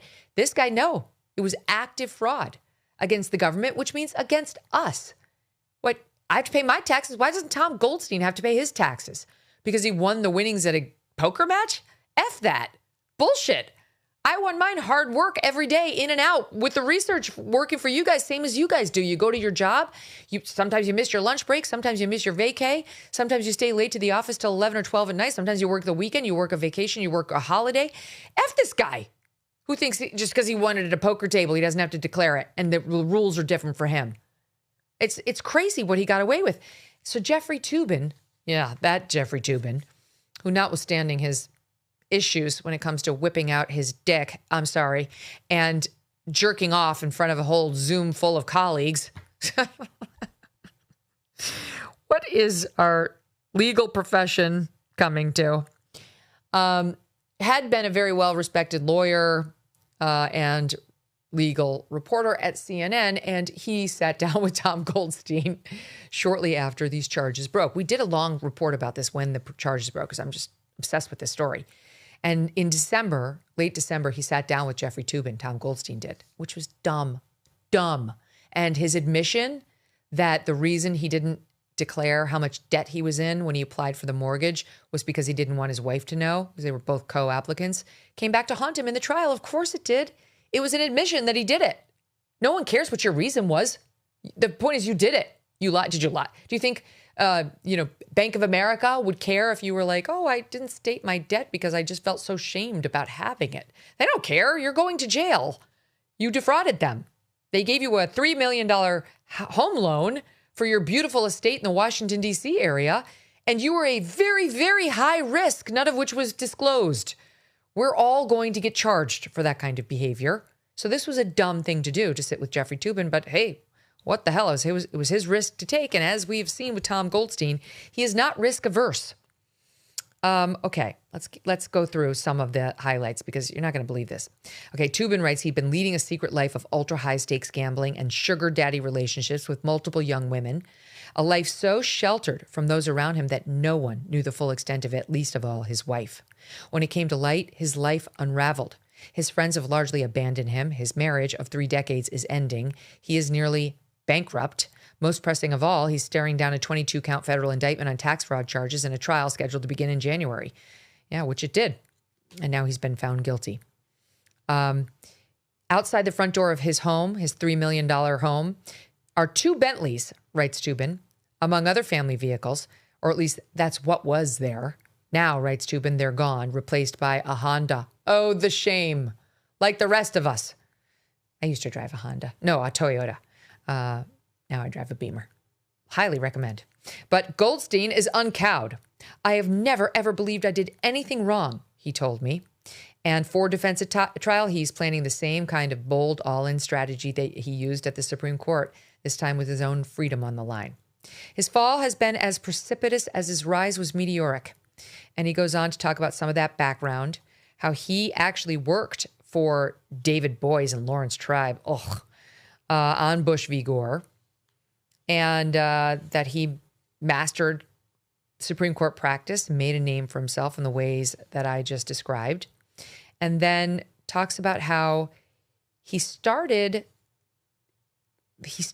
gambling because in the early 2000s, ESPN began broadcasting poker. He had never played it, but he loved watching. I think of it as a pretty intellectual thing, he says. But he quickly graduated from games around the kitchen table with jars of quarters to tables of high rollers in D.C. and New York. I would play in home games where you could win and lose $100,000. This is not that unusual. I have a friend whose brother is a doctor, like a well-respected doctor, and he's amazing at poker. And he finds these games where he will win or lose $100,000 or $200,000 in a night. Now, he declares his winnings and losings, and therefore it's legal. But imagine, like, making $100,000 in a night with hands of poker. Tom Goldstein took that to the next level. His style of play reflected his swaggering, risk-friendly approach to litigation. Okay, let's see. He says, I'm a big believer. You have to figure out what your winning argument is. It's a poker thing. And that is being willing to say, this is not working. And if I just sit here and hedge my bets and argue both, I'm not going to accomplish anything. So somebody who knew him said the following: Tom is extremely wild and crazy, like a lunatic at the poker table. He's fearless, an over-bluffing kind of player, what we call a chip bully. He tried to run people over at the table. You want controlled aggression, and he had unbridled aggression. For better or worse, in poker and elsewhere, Goldstein believed in going all in. Listen to this.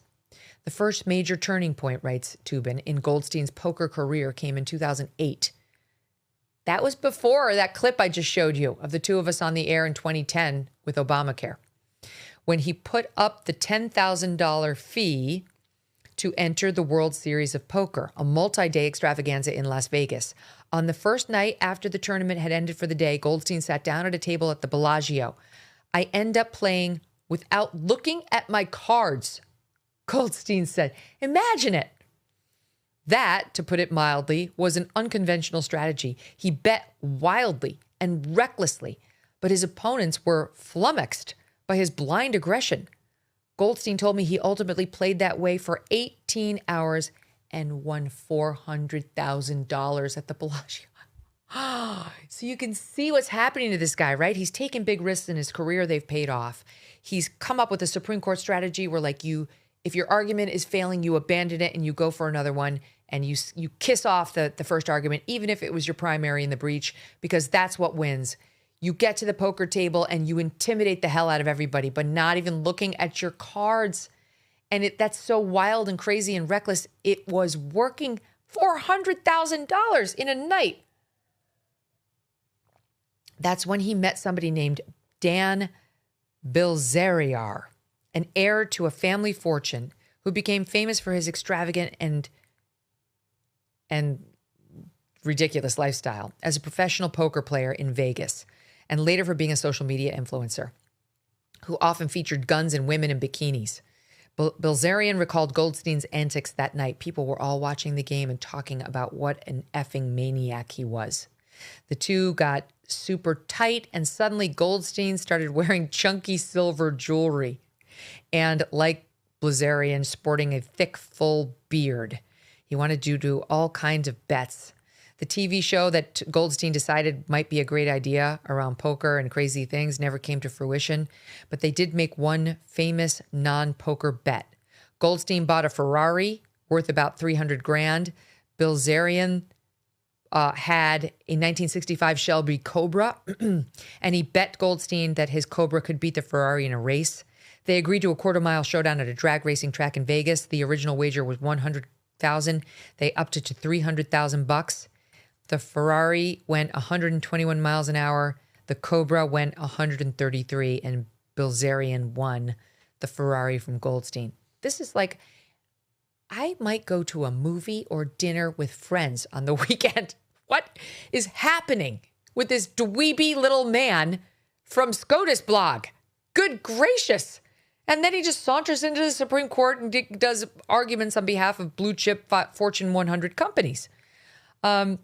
Here's just a little color. During a photo shoot for Hustler magazine, Bilzerian, his BFF, threw a naked porn actress named Janice Griffith off a roof in Los Angeles into a swimming pool. She broke her foot. She wound up suing. Goldstein was the lawyer and wrote to the lawyer for the woman in defense of Bilzerian. He wrote, like your client, the facts of this claim won't quite fly. I mean, it's a clever turn of phrase. You can see why he was in demand. Goldstein had law clients in the poker world, and that helped him explain to his wife his increasingly long absences from Washington. He had actively misled his wife and friends about how much he was gambling. Once he started playing in public tournaments like the World Series of Poker, the size of the stakes unnerved those who cared about him, including Nina Totenberg of NPR. She's like this very uptight Supreme Court reporter over at NPR. My God, she thinks she's the goddess of the Supreme Court. She's quite insufferable. She was so nasty when I was there. I covered the High Court for nearly 3 years. She never warmed up. She thought she was better than everybody. Meanwhile, she never even fucking practiced law. I had a decade of litigation under my belt. And she wanted to lecture me about the law. It's like, you know what, madam? Why don't you get back to me when you've passed 3 bars like I have? Anyway, not a fan, but she and he appeared close. So much so that they named a kid after her. And I think she might have been a godmother or something like that. Okay, so she saw that he was huge into gambling, but she says he lied to us about it. In 2010, he promised Nina he wasn't going to gamble anymore, but he did. And so, and how so? He said, okay, he quickly realized that even with his successful law practice, he didn't have the cash to compete. The idea was to be able to play very, very, very deep and not be out of money. So he took out a $10 million line of credit from a guy named Stuart Resnick, a California billionaire. He owned the parent company of Palm Juice, who was a former client of Tom's. And that guy started backing him. In 2014, he met a Malaysian businessman who would bring his poker career to the next level. That guy, Paul Fua, he's been called the world's biggest bookie. He owned one of the leading sports betting sites in Asia, and he was also an inveterate gambler. He traveled the world looking for high-stakes poker games. The FBI raided Fua's villa at Caesar's Palace in Las Vegas and so on and so forth, but he had his own trouble. But these two became great friends, and Fua introduced Goldstein to the kind of poker that made his contests with Bilzerian look like penny ante by comparison. With Fua, Goldstein no longer flew commercial. They took Fua's jet to Hong Kong and Manila. Goldstein increasingly operated in hushed private suites or homes. Two types of poker predominated: the ring games, 6 to 10 players compete against each other, and the heads-up games, one-on-one with just a dealer. Goldstein promptly lost $9 million playing ring games and realized they were not for him. They require patience, which he didn't have. He liked the heads-up contests, one-on-one. He got billionaire after billionaire to back him in these heads-up poker games, which he was doing well at, but he didn't always stick to. And he says in Manila, the Tubin writing, Goldstein played poker with a gambler known as Tango and won $13.4 million. He also won $9.96 million from a gambler known as Chairman, the Chairman. From 2016 to 18, Goldstein was out of the country for almost a full year. He told his wife he was on business trips for FUA. At the end of 16, Goldstein played a California businessman named Alec Gores in Beverly Hills and won $26 million. 26, imagine this. The biggest score of his life. Earlier that year, he'd won $200,000 in a game that included the actor Kevin Hart. During this run, he won a total of about $50 million, even though he had sold roughly 70% of his stakes to investors. But he still personally cleared around $12 million. So he's not personally completely loaded. 12 million is loaded, don't get me wrong, but he doesn't have hundreds of millions. He's got about 12 million. And the problem with 12 million is he promptly lost 14 million to a different billionaire named Bob Safari, a real estate magnate. And he didn't have it. He did not have it. He owed it all out of pocket. And this is why he had debts and he had to steal, according to the prosecutors, from his law firm to pay them. And couldn't tell the mortgage company that he secretly owed millions of dollars to people like Bob Safai. And his wife certainly didn't know any of that. So imagine the stress. But he has no stressable emotions. He has no adrenaline flow. He has no conscience. I mean, honestly, I think you could make a pretty strong case we're talking about a sociopath here. Imagine going home to your wife after this. Imagine standing up before the Supreme Court and making an argument about ethics. By the way, all of these are massive violations of your ethical duties as a lawyer, and 100% Tom Goldstein's going to be disbarred. So he's gone from the vaunted top of the profession to going to be disbarred and a convicted felon going to prison. Nice. Well done. That's some gamble. I asked Goldstein, writes Tubin, how he could stand the stress. He says, I have both the benefit and great disadvantage of not placing particular value on money. I'll take too many risks with too much money. It's a blessing and a curse. It doesn't cause my heart rate to go up. Something wrong with you. Either you're the free solo guy or you're a sociopath. Goldstein began to adopt the kind of decadent lifestyle he saw in the jet set poker world, including contacting women on a website called Seeking Arrangement, which existed to foster sugar dating, to connect wealthy men to young women. You're gross. You're a John seeking a prostitute if you go there. According to the indictment, between 16 and 22, he was involved in or pursued intimate personal relationships with at least a dozen women, transferring hundreds of thousands of dollars to them from his financial accounts or joint bank accounts he set up with the women and paying for travel and other expenses for them. Goldstein's wife remained in the dark. She had no idea about any of this. Criminal investigators from the IRS came to see him in November of 2020. They showed up unannounced in his office to serve grand jury subpoenas. There was a report that somebody he beat or crossed in a poker game called the IRS with a tip, but nothing came of it. He was neither charged nor cleared, and life just kind of went on until last year when they did show up and charged him. They say, in addition, he became more estranged from his life in Washington and pursued relationships with the women he met online. At one point, he rented a house in California where 3 of the women lived together, and he carried on relationships with each of them. So he sets up what, I would just call a whorehouse. It's a brothel. Sorry, ladies, but that's what you are. If you're living there because you met him on, what's it called? Success Wanted? Whatever. Hold on. Going back. Seeking Arrangement. Please. He's got the 3 ladies hauled up there and pops in like a pimp to have sex with them whenever he wants. He was facing a big poker game at the Beverly Hills home of Alec Gores, which included, among others, Leonardo DiCaprio and a big gambler known as Big Al DeCarolis. Al Pacino came to watch but did not play. So he's going to listen to this little dweeb going to hang out with Leo and Pacino and Kevin Hart. And this guy, Dick Carolis, then invited Goldstein to a poker game in Costa Rica, where some guy, this big mark, as Tom Goldstein saw him, called the Southerner, was going to be playing. He wanted to play the Southerner, who liked those heads-up games too, one-on-one. He had a reputation, the Southerner, as an inveterate womanizer. So Goldstein thought he would impress him by showing that he was a kindred spirit, and he brought 4 of his girlfriends with him to Costa Rica. He found this to be the most interesting thing in the world, Goldstein recalled. That was on purpose. They struck up a friendship as well as a poker rivalry, and Goldstein began flying to play against him, usually successfully, traveling back and forth so often that he rented an apartment in the city where the man lived, which is undisclosed, to protect this guy's identity. And so he's going to get those 3 gals out of the house, as well as a 4th who lives someplace else, to come around like a harem, hanging all over him, praising his every move, rubbing his bald head. I'm editorializing, but you get the point. And this guy was some sort of a mark and fell for a hook, line, and sinker. I was beating him, Goldstein said, and that was just a way more interesting life than his Supreme Court practice. He won roughly $50 million from the Southerner, netting $15 million for himself after paying out his investors. And then, writes Steuben, he got the worst break of his life, the tax investigation, which had drifted inconclusively for years, but was taken over by an aggressive federal prosecutor named Stanley Okula. And Bob is your uncle.